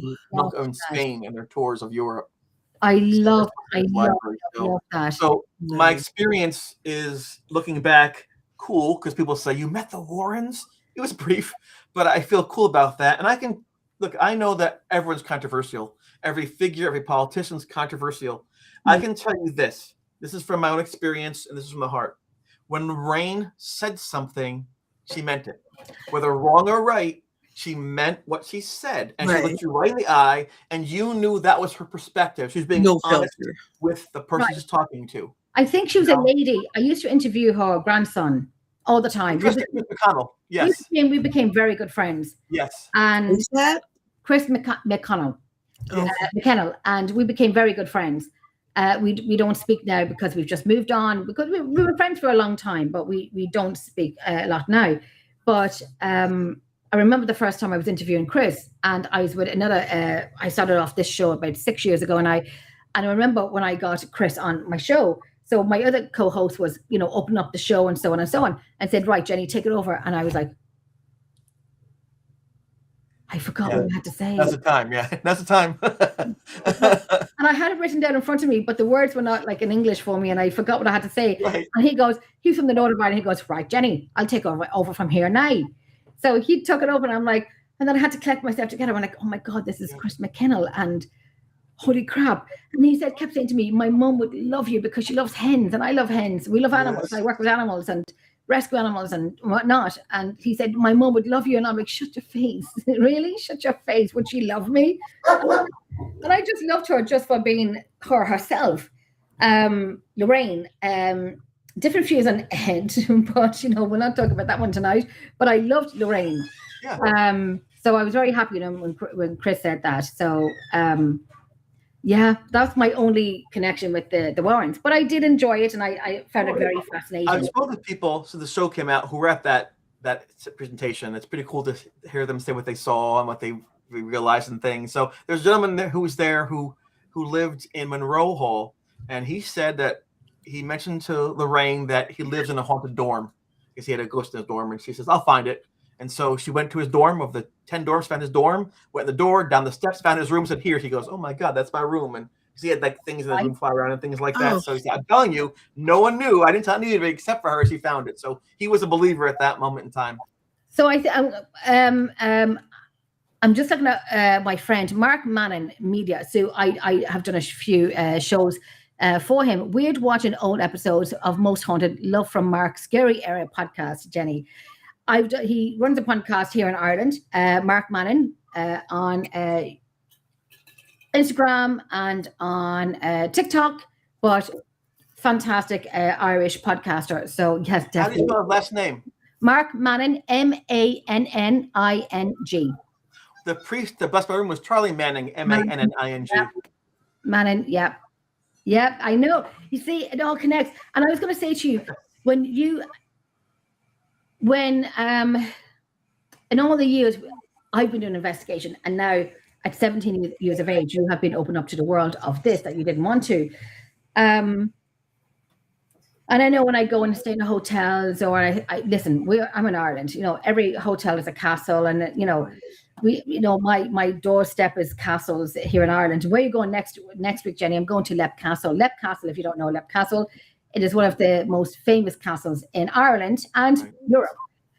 It is what it says on the tin. It is everything and more. Redwood Castle, it is phenomenal. Hellfire Club in Dublin, it's phenomenal. I've been, I was going to say working. If I got paid, I'd be working for it, but I don't get paid. I'm poor. And they are exactly what they are. I'm very open and clear to what I do and how I do it. There's no BS behind me. If I don't have it, I run my name. I own my name. I'm not here for thrills and frills. Yeah. I'm very clear and honest about it. And I find the older, or not the older, sorry, just my age, the longer you're in the field, that It's you're an Irish thing. it is. It's just a wee bit. Just a wee bit. But the longer you're in the field, the more open and you are to it. I remember being on a location one time, and one of the team members was doing an Estes method and so on and so on. I'm standing beside a cabinet to a location I know, like I've been doing for like 10 years or 12 years, 10 minutes away from me. And I get random names. I never did before, but I get random names. And one of the girls was doing an Estes method, and I just said, Maureen. Do you know why I'm going to say Maureen? I'm going to say Maureen. And this was on a live, and I have the video footage somewhere. And I looked at one of the people, and they had a face on them. And I'm like, what does that mean? He goes, look at the cabinet you're standing beside. And I'm like, okay, lovely, typewriter, books, and so on. And he said, that's his uncle. But his second wife's name was Maureen. Maureen. And you can hear me on the video going, and I wanted to say, Right. I told you I'm not crazy. Is that a mic drop? And I get, yes, that's my pen though. It's my pen. I told you I'm not crazy. You know, but I know when I was in Redwood Castle with one of my best friends, Kieran. We were sitting in Redwood Castle, and it was 4 a.m. Everybody was in the castle asleep and so on. Me and Kieran went downstairs to one of the rooms, a small room, and we were doing not live audio. We were just doing privately audio and so on. So I said to him, and I always say to anybody who's with me, if you think of something in your mind and you're saying, oh my God, this is so stupid to say, I'm not going to say it. I say it. Say it no matter what it is. Different. Say it. Just say it. I don't care what it is. I almost did not say what I was thinking or what came into my mind to my friend. And I'm like, why would I get this? So the song Crystal Chandeliers from Charlie Pride was in my mind from this castle in Redwood Castle. And I'm like, I'm doing Redwood Castle 8 years now. Charlie Pride went, oh, the crystal chandeliers light up. And I'm like, oh my God, that's my mother, because she passed away only last year. I'm like, that's her favorite song. We played it at her funeral. And I'm like, oh my God, my mother, are you here? Mother, are you here? And then Kieran looked at me and he goes, he had this face on him and he said, why would you say that? I said, because I think my mother's at the castle with me. And I said, Mother, are you still here? And he said, Jenny, that's my song for my wedding. And I was like, you were too young to know this song. But my mother knows the song, and she was 88 when she passed away. And I'm like, oh my God, Mother, are you here? And then something else. And I'm like, oh my God, these random things just come in. But that's years ago, that song, yeah. Right? And so we have it. We have everything. I record everything. Listen, you can't walk around a castle and I cannot pick up your conversation. I'll catch, if you're talking about me, I'll know you're talking about me because my recorders are running, right? So it's those things that if they're going to, say it. Say it. If you see something, say it. If you think something, say it. There's nothing wrong in it. Yeah. But Jen, there are some things that you just can't blurt out. True. It depends where you are, who you're with, right? If it's a trusted friend, you can say anything you want. But if you're in front of people you don't really know, then you have to maybe be careful what you're saying, right? Right. And know your audience, they say. I find the older I get, the less I have a propensity for bullshit, and I tend to call people out on it. Oh, I'm Irish. That's all. I mean, even at work, I will go. If somebody does something and it's my job, and you've stepped on I will call them up and go, I don't appreciate what you just did. I think I don't come and tell you how to do this. That I just don't have the time or the bandwidth to put up with any BS. As old as I am and knowing what I know now, which is it feeds into that's why I asked about your grandchild, because you know what you know now. If you knew what you know now and you raised children and you were younger and you had all the knowledge that you know now, I think I would have raised my child differently if I had this knowledge that I have now. I treat my grandchildren differently. But then again, you can send them home at the end of the day and you don't have to deal with it, right? But It's true. still, you tend to value so much more when think you that- are, you just, there's, and I would imagine you having been through what you've been through, Chris, is gotta add, I don't know. I'm curious as to how you think your life would have, what is the difference between had you not experienced this? I mean, best Yeah. guess, or if you had, where do you think you might have been? Well, I can start by saying I wish it never happened, but that's what life does. Life does happen, and people go through Yes. bankruptcy and addiction and divorce and depression and illness and injury, and that's the bad part of the good part of life, you know. So you have to just accept that and move. I think that the haunting really taught me to open up my mind, to have a broader perspective of what behavior is and how it's often the cause of the behavior is often hidden. And I think that made me a better teacher. I think Right. it made me a better dad and maybe a Right. better friend. You know, we're always working on improving ourselves best we can, and we get caught in ruts sometimes. We have certain Right. habits that we have that it's hard to break, right? But Mhm. I think that we try to be good people. I like I said, you asked me about that thing, and the most meaningful moment of the haunting for me of that moment was just seeing my mom's face as I'm dying, thinking, my poor mom, you know, I just don't want her to suffer. I don't want to cause her any pain. And I think the self-awareness that what you do and say affects other people, and Yeah. not just about what I want, what I say, and what I hear, Yeah. that you're part of a bigger picture than just a kid might think. That's what changed me the most. I was definitely more outgoing before. I was definitely more confident before this happened. I was a better athlete before this happened, but I think that I'm a better person now that it has. And people can say, well, it's because you chose to be. You decided instead of falling apart, you got strong. That's probably true. But I still think, though, that, you know, to get through life, you have to pay attention. You just have Yeah. to.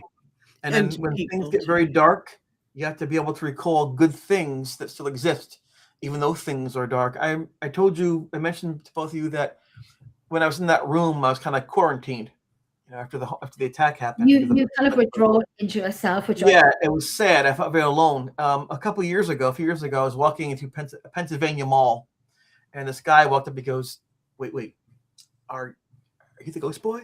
I'm like, "Yeah." He goes, "Oh my God, you're my hero! I like Leonard Spock from Star Trek, Luke Skywalker from Star Wars, and you. I read about you in the paper about how you had a ghost in your room up in New York, and I used to wrestle. I used to say, I am the Ghost Boy. Put people headlocks. That was my finishing move, the Ghost Boy. You know, was really. it great? What was it like? I can't believe I'm meeting you." And I explained to him it was really scary and Wow. That's a rough. But you know what? That taught me something. Even this was only just a few years ago. You are never truly alone, because even though I didn't know who was there, some kid I never met, hundreds of miles away, was hoping for me and rooting for me and praying for me. So I tell people in hard times, you can isolate if you want to, but you don't have to. If you want, there's always somebody who will love you. And when I talked to the ghost that last time, that's what I said to him. I said, you have to find rest. You have to believe whatever you did can be forgiven, and that somebody still loves you. And he said to me, so much pain. He said to me, made a mistake. And he wanted to put his hand out and said, I'm not taking your hand. You have to go. You wanted my help. You've been calling me for a long time. You've been attacking people. It's not working. You have to go. So if I'm your answer, here's your answer. Find rest. Did Go. you, gosh, I had a question, and I'm writing things down as we go along. Did you get mails from people privately to say something happened to me, but they cannot talk about it to other people, they think they won't be believed? Did you get mails like that by, you I got believe me? Yeah. I got a mail like that yesterday. Yes. People tend to reach out to me because based on the perception they see from the show and from my podcast, they say he seems nice, he seems friendly, he might help me. And so almost weekly, I get somebody reaching out from all over the world saying, "Can you please assist me with this? Give me some advice, help me out. Can you lead me in a direction?" I don't mind doing that. You I know just what? think for their answer. I can give them coping mechanisms. I can give them advice, but the answer has to come from them, not from me. Can I say what I think? If they mail paranormal people, they say, let us go to your place. Let us go. What's happening? What's happening? And it's overwhelming of like, guys, I'm stressed. I'm worried. You know, there could be personal life going on. There could be private things going on. There could be X, Y, Z. And I find from your show that, and I will say as from someone in the paranormal field for a long time, that you come across as you, and on that show, you, like I said earlier, you had that moment where you had to take a breath and just stop talking for a second, which was genuine to me. Because I know I've been there when I was filming, and I was genuine when I said, God, where did I come? Now I feel like, God, I didn't want to talk about that. If you mail a paranormal team, what's your address? Can we come to it? We can help you with that. And it's a lot of people that just don't want to put themselves out there, that you would be the safe bet to contact. You are genuine, you're safe, that they would contact you. So I'm glad that they can contact you. And I'm a good listener. That's for true. I can listen well. That's a great thing, because I know when people say, you know, this is happening, you have to look at the ins and outs. And we're gonna have to get real with it. Mental health, any abuse, drug abuse, any electricity faults, any gas leakages, they are the things that we have to look out for.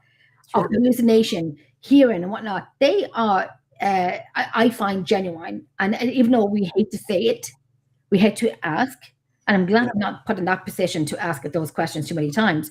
I did one private home, and I seen things that I didn't want to see, not paranormal wise, but things where I now know why we're here. Right. And I just shut it down, and I said, right, we're leaving, because it was if private, I'm not going to say what it was, but it was not worth my time going there, if that makes sense. Right. It was like, and then I was getting abused by, you're not giving me audio, you're not giving me this, you're not giving me that. But I'm like, you're walking around, your dog is barking, and X, Y, Z, I can't. But I seen things that I knew what was leading to his experience. Well, let's be real about this. A lot of things that are associated with the paranormal in terms of oppression and depression and possession also can be included in the DSM, the handbook for mental illness, in terms of self-harming and hallucination and abuse, things like that. There is a parallel between the field of mental health and the paranormal that crosses over, and sometimes it's hard to determine where that line is. This is why, as a teenager, I thought, okay, maybe I'm losing my mind. If that's the case, then what do I do, and how do I see if I am or not? If I'm losing my mind, I'll get some help. If I'm not, then we'll pursue what's there. Before I was a teacher, I was a caseworker. I worked with young children. I worked in foster care, finding homes for kids who had no homes. I worked in preventive services, keeping families together. On occasion, and most of the kids were medicated, that they do that nowadays, that they give you a letter, you're ADHD, you're ADD, you're this or that, and they medicate you up. And the idea of the medication is to put you in a place to talk about your pain, to move beyond the fear and see what the root cause of your anxiety is. Not that you've medicated for 75 years and you're getting doled out and you can't talk anymore. And so as a caseworker, on occasion, I would come across a young person who said, I'm seeing these things. And I look up and I'd see it. I was like, well, and I'd say, listen, you're in a tough place right now. And I want to tell you something very, very carefully between you and I. That is this. You will probably see things in your life, others will not. Accept that. If you're seeing it and they're not, that means it's meant for you. That's all. Right. If you want to share it, you can, but they might not understand how that works. But I want to tell you, I believe you. And if you need to call me, give me a call. I'll come and see you next time. We did it that way. And that helped a few people like that along the way. But I never encouraged them to go investigate, get a flashlight. I said, just live your life, because I don't want them to blow up, that placement to blow up. Because the parents think they're doing drugs or they're cult worshippers and things, you know. So I think that's important. I don't, as you can tell, I don't like people who are mean or rude or nasty, but I like most people. And as long as someone's kind, I'll be kind back to them. Can I just say that you as a person, okay, and it's usually young people I say this to, when I look at them, I go, oh my gosh, like I work with a lot of young people. I'm going, oh my gosh, You are a credit to your parents. I would love to meet your parents. And I've got to thank you. say, you are. You totally are a credit to your parents. Oh, appreciate that. They should be so proud of you because you are a really good kid. I'm gonna message them after the show, let them know you said that. Please tell your dad I said hi. They raised you very well. They raised you Yes. very well. I mean, they gave you all the tools and everything and backed you 100%. They did an amazing job. You think sometimes, Chris, please tell Vito I love him and your mom. Big up the Irish. Come on, big up the Irish mom. and Vito, we love Vito. Do you think that because of your ancestors had found Thomas' body, and there was no report of this occurrence happening in the college that you went to, that it just happened when you went there, that it was in a line where your dad had picked up the twig or the stick, and the tree was where he had, happened to Thomas, that it was just, what do they say? It's written in the stars, it's aligned, it's written everywhere. I want to say hi to my twin Vicky. She's watching on TikTok. Hi, Vicky. I love you. I miss you, my darling. Say hi to the kids. Vicky saying, Vicky, hey, my twin is saying hi. Everyone say hi to Vicky. She's on TikTok. But yeah, it's interesting, right? Connections, right? And it sounds crazy, but a lot of connections. Whereas the twig, the stick, the tree, the running, the wood, everything about it, and then your ancestor finding Thomas's body, Yes. and then your father tripping over the plaque. And I said to my partner, I said, "Oh my God!" It was filled of all the times that Chris has been running in this field, and who tripped over it but Vito? My father was a great athlete, more of a sprinter than me, a distance runner.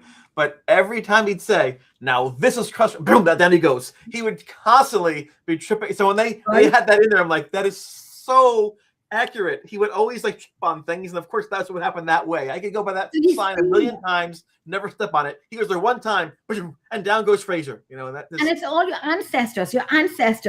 Yes. And I think and I will say, I find it phenomenal. And these are words that we cannot make out what that means. Phenomenal. It's like, it's real. It happened, but we can't. We They can't. picked you though. Out of all the whole chain of people, they picked you. Right. Like the universe put you there. I mean, that's. Go ahead, Chris. Wow. Yeah.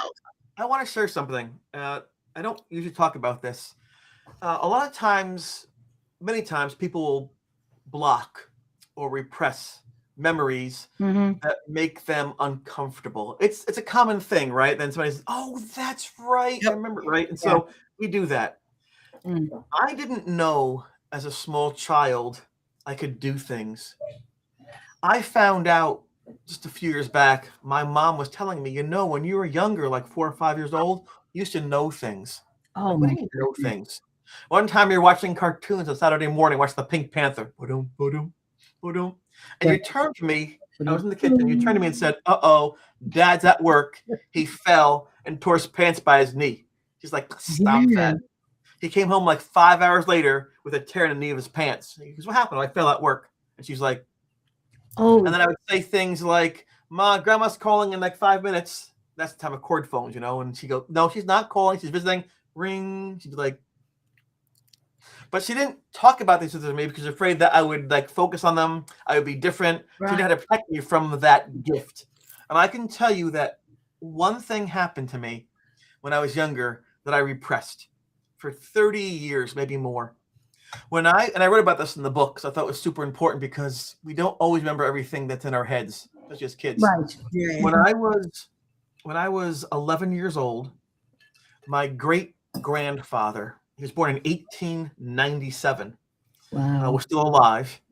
And we would have these conversations to talk to me about life in the old days with the oil lamps and the horse and buggies and things. Just it was fun to talk to him, And then he got sick. And my parents were going to the hospital now. I want you to, just behave and talk to Grandpa. You might see him again. Why not? Where's he going to go? We didn't quite understand, And we got to the hospital, and the whole floor, it had an odd smell. I don't know if it was like some kind of chemical or something. It didn't smell right. And the whole floor did. And we found his room on the floor, and he had an eye patch. I guess he had something called myasthenia gravis, something like that at that point in time. I didn't know. I remember the word. Like, remember that word forever, right? I'm 11. And he looked over at me, and at that point in time, I said, "Ugh, what's that smell?" And I think he thought I meant him. He looked sad. And so my dad said, "Stop, go in the hallway. Don't talk that way right now." So I was sat in the hallway, and I was in the hallway, and it's empty. I saw a fire extinguisher, a red fire extinguisher in the box. And I looked at the paint on the walls, and I cried. I never said goodbye to him. I didn't get a chance. I just want to tell him I loved him. And then on the way home in the car, we're going down the street lights, and the lights are light in the car, dark in the car. Yeah, light yeah.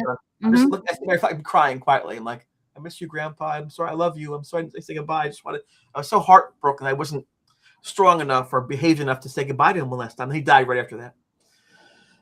So that was September. In the following March, you're talking maybe 5-6 months later, the weather gets nicer like this. And I went to my my grandparents' house, his son, and setting a baseball around. And I hit the baseball. It went around the house. So I had to go get the baseball to where it landed. I ran around the house. I'm 12 now. I bent down, picked the ball up, and there he was. Right, his ghost right in front of me. I'm like, and he went, and he smiled. And I'm like, oh my God. So thinking about that all these years later, he said goodbye to me. He must have sensed my pain.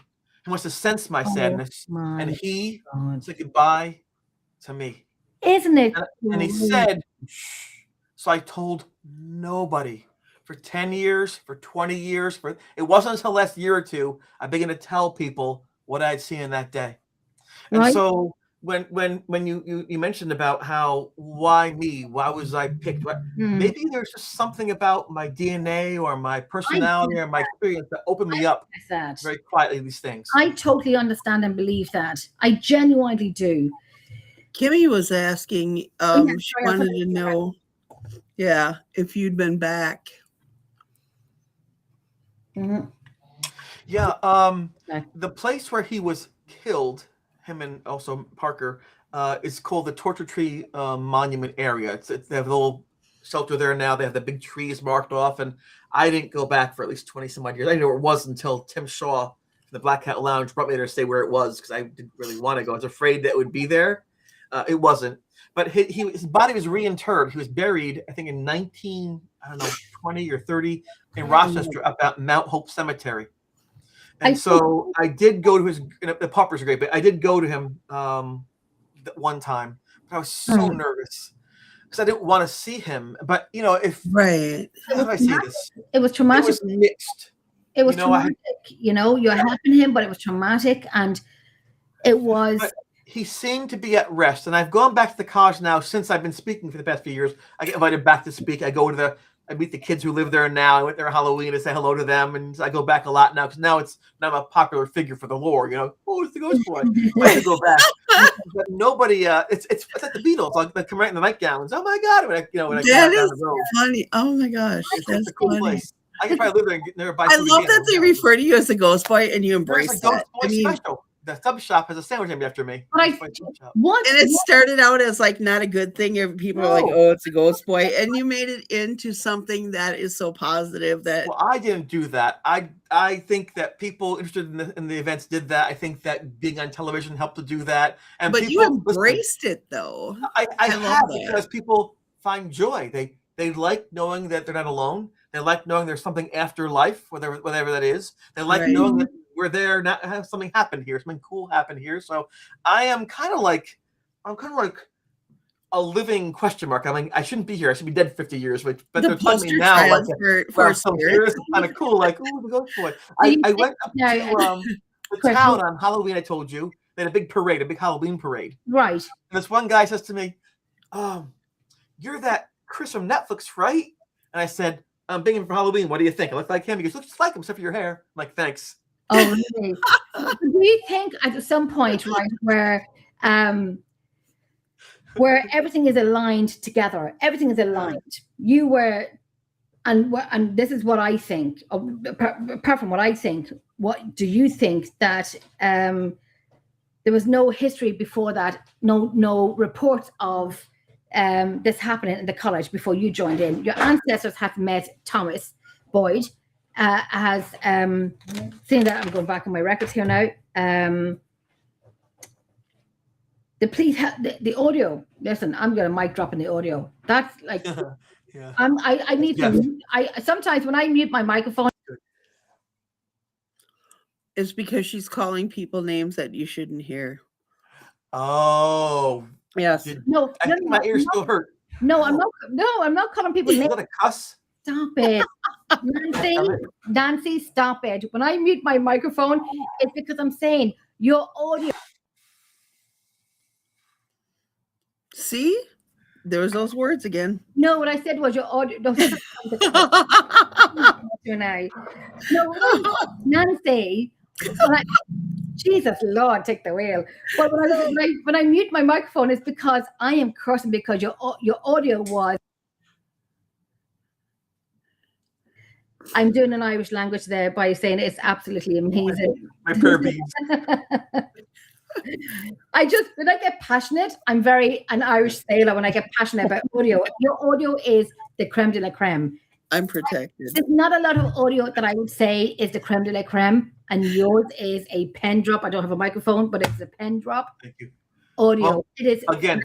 That's Dr. Lawrence Kessler and John Jeff Unger are the ones that inspired that and actually did that. I played along. I was part of it. I was scared to death, and I'm glad that I had people. And I sound like a broken record. I know. Like, see, one more thing. I'm always going to say thank people around me because they really made this a beautiful ending as opposed to a perhaps tragic one. Oh, it was just the best of the best. Another thing I was going to say was Kimmy said, "Break out the rosaries." Well, no, listen, Jesus, take the wheel. Come on now. I'm Irish now. I'm Irish. No blasphemy here. I'm Irish too, but never mind. My blood is cream. But there was something. Oh yeah, when you went into the forest to say enough is enough, be done with you, enough is enough. It felt like on the show that it was like anger. Enough, leave me alone. Enough. Or just go and do your thing and X, Y, Z.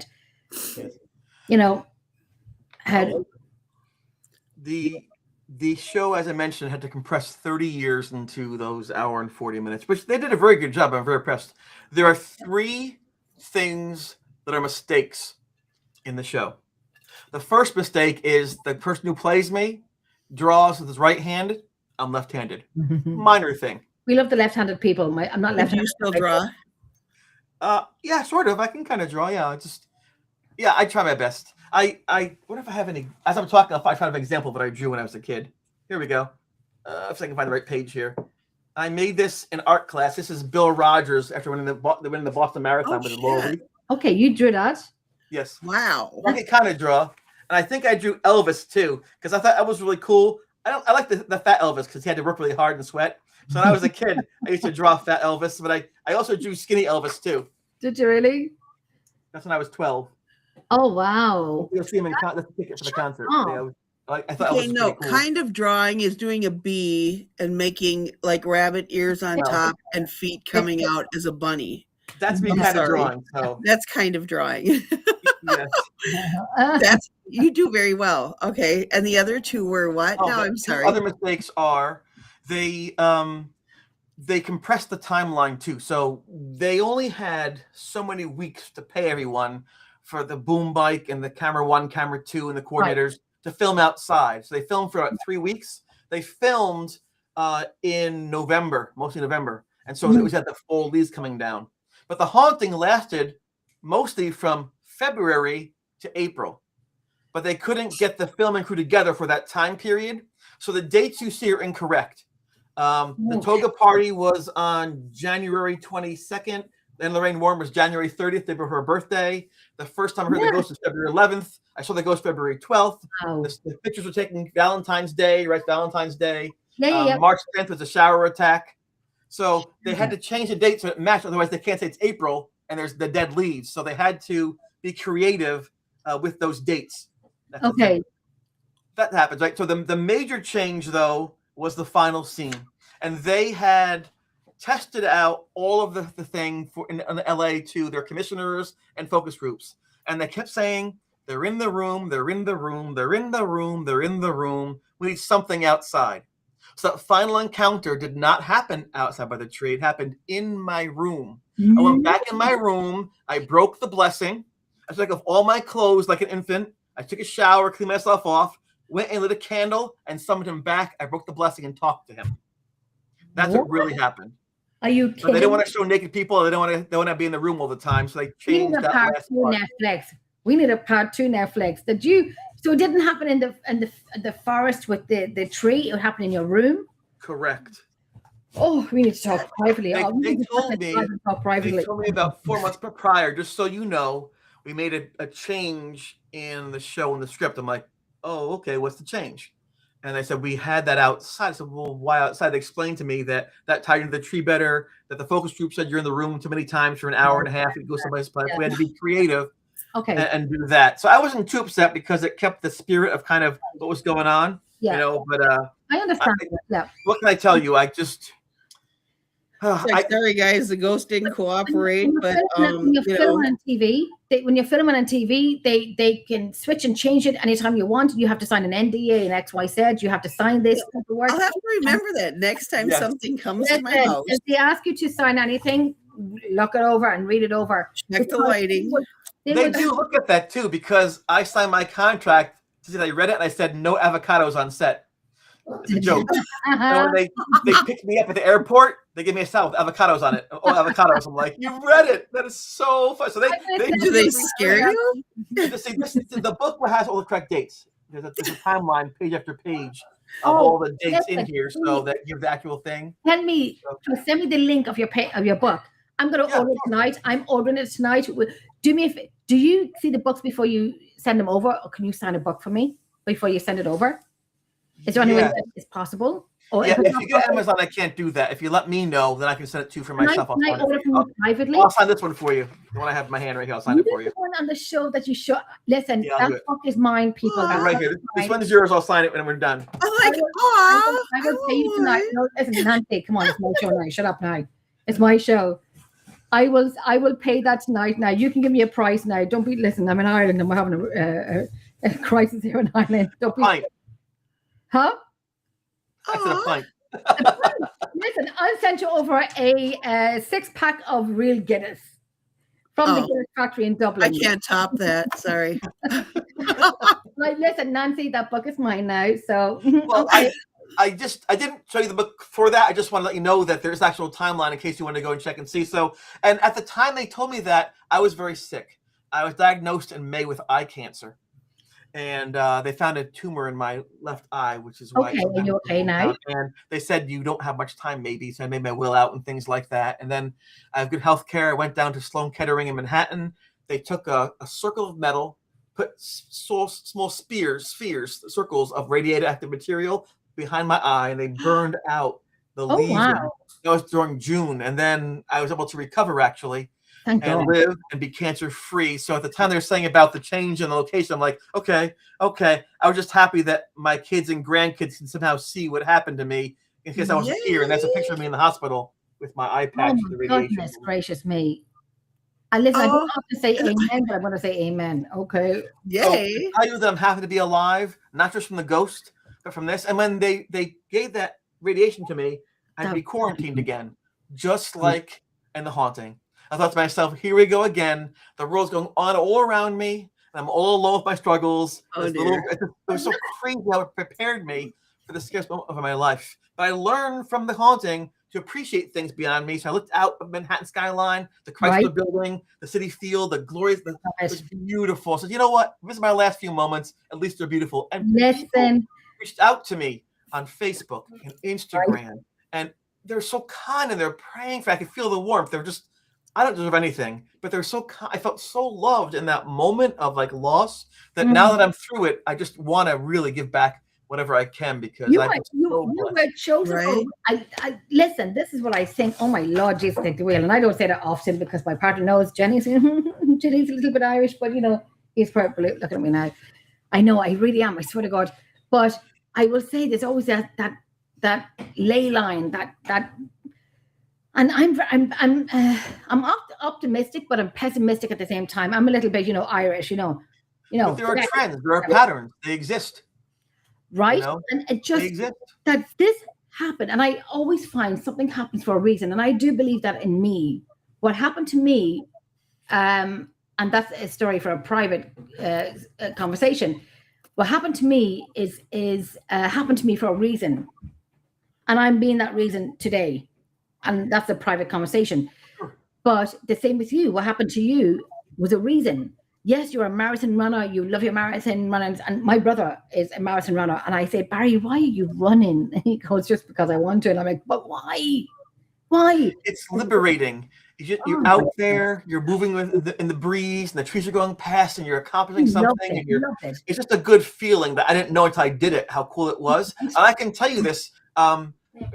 Nancy asked about my granddaughter. Yeah. When I was in high school and college, I was nationally ranked. Sorry, I was give one me of the one top minute. runners. That Yeah. needs help. Take your time. Yeah, I was one of the top runners, and I ran against a gentleman named John Troutman, and I beat him by a second last time I raced against him.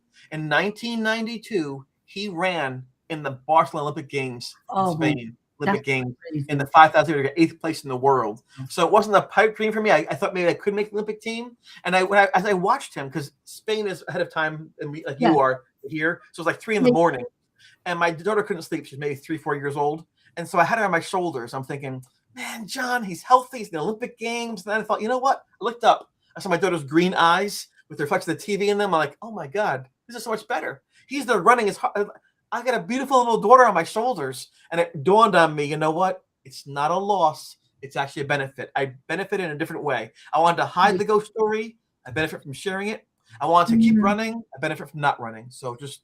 Yeah, and just see it from your daughter's eyes and see what she's seeing. Yep. Isn't it crazy? Yes, it is. Crazy. And that's why your path has changed for a reason. I find that your dad was just, I'm not going to lie to you. You know, I didn't have a dad. And when I seen your dad on, well, I did have a dad, but he's an arsehole. Sorry. Check that off. I'm sorry. No, it's okay. And I seen your dad and I thought, that's what a dad is. And I said it to my partner and I'm like, oh my God. I said, that's a dad. And when he cried, let me tell you, because I feel a lump in my throat, I cried when he cried. And I said, it's not his way to do that. If he's emoting, it's strong, it's deep. And when you come to New York, and I take you to Geneseo, the college, I take you to the trick or treat. On the way before we get there, I'll stop at my parents' house, tell them my parents.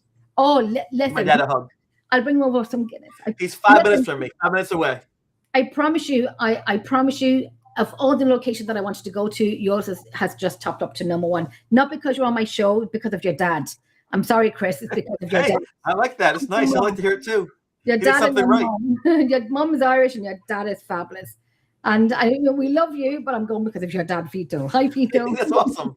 I think, hey, after that, I wouldn't be here. So yeah, let's get them their due. I think that your path is beautiful. Yes, it was traumatic, and I get that. I get it. It was traumatic, but look at you now today. You're helping people. People would mail you and I, and talk about paranormal stuff. Does this work? Does this work? And then people make fun of it and X, Y, Z. But when you go through something traumatic, like I've been through sulfur times. Sulfur. We don't like the word. We don't like sulfur. Oh, Jesus, take the wheel. Sulfur, and I hated, and things that have happened that you kind of want to cry in your chest, but you have to talk about it. But you want to cry in your chest, but you have to put it on the face and talk about it. And I remember, even I feel it now, that I can feel like, yeah, we have to talk about it. We have to talk about it. But they were a WTF moment. Like, it's not funny. It's not fun. It's a WTF moment. And I want to not go through that again. And yet you talk about it on shows. And you don't have to, but you want to say that it did happen. It's cathartic too. Just to say it, to release it also helps. It's just, we can't talk about it if it didn't happen to us. Right. And yet the fact that it did happen to us is that there's a lot of people, thousands and millions of people that this happened to. That we're not TV shows. I've been lucky to speak with Christopher Quarantino, the Lutz boy from the Amityville Horror. I've been lucky to speak to Andrea Perrin, I've been able to speak to a lot of people who've gone through a lot of suffering who are well known now for what they experience, and they're all very good speakers and they're very positive. But if you get together in a little room after people go away, you can sit back and say, "This is tough," because what we're really trying to do, hopefully successfully, is put a very positive spin, a helpful spin, on what was oftentimes very negative for us. And when somebody comes up and says, "Oh, I fought this demon and kicked his ass. It was awesome," and people don't know, if you really did that, you're gonna be laughing about it because people get hurt. And so I don't ever criticize, you know what I'm saying? But I you can tell sometimes pretty quickly who wants the attention and who wants to get on 15 minutes of fame versus who really look in the eye and say, "You know what? I'm sorry you went through that, and I love you." And that's a good feeling. Right. And you know when people are talking, and you take a breath, like I'm taking a breath now, you're taking a breath because it's kind of like, holy crap, I'm thinking about it again. And now it's in my mind and it's in my chest and I think about it again. And it's very annoying. It's very, does it make you sense that it's angering? That it's kind of like, I'm angry that it happened to me, or I'm not that glad that it happened to me, but I'm glad nothing bad happened to me in a negative way, that you were scratched. I wasn't scratched. Right. And people say when I go into a location, "Jenny, do you ground yourself?" And I'm like, no, I don't ground myself. I go in and my mantra is, today's not the day, MF, and I'm not the one. So, you know, you're both over 40? Oh, totally, yeah. And the rest, yeah. All right. If you're over 40, you remember then there was a gentleman named Leonard Nimoy, who was named Mr. Spock on Star Trek, the original series. You might know if you're under 42. Yep. And he was an actor who did lots of shows. And he didn't like the fact that everyone called him Mr. Spock, because I'm not Mr. Spock. It's a role I played. He wrote a book that said, "I am not Spock." Remember, boo! He didn't realize that people became astronauts because of him, his character. They went to science because of his character. They got through their hardship because of his character, the logic and the perseverance. He inspired them. He realized, oh my gosh, I had no idea that my job that I did for those couple of years really influenced society, people in a meaningful way. We had a second book that said, "I am Spock." Yay! On a much smaller scale, for my journey from saying, Ghost Boy has gone from, "That's embarrassing, don't call me that," to, "That's me, I'm the Ghost Boy." Because I realized eventually that surviving is important. And if I can help other people survive the way they see me that way, that's fine. I'll be the Ghost Boy for you. If it helps you, then I'm happy about that. And it's not what they call me, it's how they treat me. And for the most part, people are very kind. They embrace me. They listen to me. They welcome me. I get to share my ideas and hopefully inspire them to sleep at night and listen to good music once in a while and taste your food and hug your people that you love and don't isolate. So hopefully it's a nice moment, because eventually the three of us won't be here. There'll come a time and we won't be here physically. It'll be happening. We can't. But hopefully, while we're here, we make a big enough positive footprint where people say, "You know what? I like talking to her and to her and to him." And then in a quiet time at night, look at the stars. Gosh, I miss Nancy and Jen and Chris, because you have an impact that way, and we live on forever in those thoughts. And hopefully, they do good actions because of that, and they lead these expeditions and write their books, and right. It just happened. You want to leave a positive imprint wherever you've been. Right? It just happens. And I'm like, "Hey, Chris, are you awake? Do you want to have a coffee? Are we having a glass of wine or whatever?" It's like, "Nancy, wake up. Wall's in a video call." I would take like 10 minutes. Like I'll be a ghost. The real Jenny does that. Time, right? Ghost boy. I do it sometimes though, but I'm Irish and we have like 6 out of 5. And Nancy was saying, like, "Jenny, what time are you on?" And I said 5:30. She goes, "Oh, it's 4 o'clock here now, so an hour." And I'm like, "No, it's 5:30. I said, "Listen, America, it's not my fault. It's a big place. I don't know all your times. Ireland is one time zone. I don't know everyone's time zone." That's why I asked Siri. Time is it in Dublin? Always check Dublin time, because Dublin time will be my time. Because we're in one country, so like all the same time, but y'all have got different time zones. And I'm like, I'm like 2 or 3 hours late or 2 or 3 hours early for people. And I'm like, y'all need to check your times. And I say 9:30 Ireland, look it up. Because we all get there though. Here we are. We all get there. Wait, listen, at the end of the day, we are here. We did it. I loved it. Oh my goodness. Now, Chris, let me tell you, show me my book. Let me just give me the payment now and I'll send you over some money. Here's my book. Did you sign it for me? Wait, hold on one moment. JENNY, is that right? She's doing this thing going, "Oh, when you sign it for me?" I'm having a half. So I started, just so you can see. Did you start it? I love. Okay, I'll finish later. It's marked. It's yours. Okay. Y'all don't come for me. I'm going to put on eBay next week. But your name better be Jenny. But I will definitely do that. I'm so... Listen, I've got a million questions here, but I know we're going over the 2-hour mark. Like, holy Lord, take the wheel. But I want to ask Nancy too. Nancy, if you end up in New York, come say hello. I can take you off to the torture tree or the college or some of my parents, whatever. You let me know, okay? Nancy, if you go without me, we're not going to be friends anymore. Okay, go together. No, Nancy, I'll make my way over, and then we can make a trip up. I'll try to get Linda there, maybe, or maybe Craig or Jeff or someone too, and that'd be cool, right? And that would okay. Now you're teasing me. Stop it. And ice cream. So now we'll do 26 or 26. What'd you say, Chris? And ice cream. Oh, only if it's pistachio.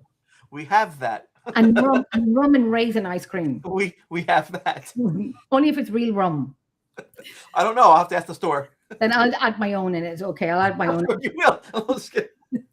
I'll totally do that. Jen? Yes, my love. Let the poor guy go. I know. I'm going to talk now. But if not 26, and definitely 27, I will book the flights tomorrow to go to your place. I swear to God, we are doing it. Well, here's the good health. Oh, listen, thank you so much. I want to say, what can we say? What can we say? It was amazing to watch. Very cool. And I was dropping my pen and I'm clapping at the TV. I'm dying to meet your dad, though. I know. We're fans of it. Does your dad have a Facebook page? He does. I'm going to call him after this right away and let him know he's hello and all these things. So tell your mom I said hi. I will. Yes, tell your parents, well done. Very well done. Right. Love, absolutely love you too. Tell your mom I said hi as well. So we're going to say right now, I have to work this bloody computer thing again. But we're going to say, everyone who watched us, thank you so much for watching. Thank you for liking. Thank you for sharing on TikTok, on YouTube, on Facebook. Anyone who liked and shared and so on. A million thanks. My twin and everyone else who watched and Kieran. And I'm going to leave many names out, so I'm not going to mention names, which I just did too there. Thank you, everybody who was watching. And Kimmy. Oh, Kimmy Coos. We love you, Kimmy. Break out the rosary. She always does that. Mom and Dad when they're younger. Oh my gosh. Oh my gosh. That's adorable. Mom and Dad. That is adorable. Holy cow. Now, if you have not watched the show, what are you doing? Watch it. It's so Not this show, Netflix show. True Hauntings, Eerie Hall. What are you doing? If you don't do it, what we're going to do, the mafia, you don't watch the show, you come to me. Don't talk to Jenny about the mafia because she starts talking like this and talks like that and does like a cigarette thing. I don't like it. All right. What are you talking about? What are you talking about? Anthony, go with the dog. Be useful. Okay? Look at the dog out. Look at the dog out. Come on. I'm doing a bad Italian impersonation. I think I am. I'm more Irish. I remember. No, we're not going to talk about the mafia now because I know. There you go. Now, Nancy, you started me off. So anyway, Chris, you are a fabulous. You are a godsend. You are amazing. Your path is a lot of paths, and it went into the right path. Your dad, we love him. Your mother, we say, cut us a tar and crack, is my lum. It was great having you on, but we love your parents. I know, right? It was an honor and a pleasure to have your company tonight. It was really lovely. So I want to thank you for that. And Nancy, love you, girl. You gotta go purple and blue, and you can. I call her Smurfette because she's all in blue. It is. It's blue. It's back to blue. Sorry, so sorry, Vikings. If you want to stay in the background, I went purple for the football season for the Vikings. Sorry. You didn't go green for St. Patrick's Day. Why? Even I didn't go green. Actually, I did. My eyeshadow was green.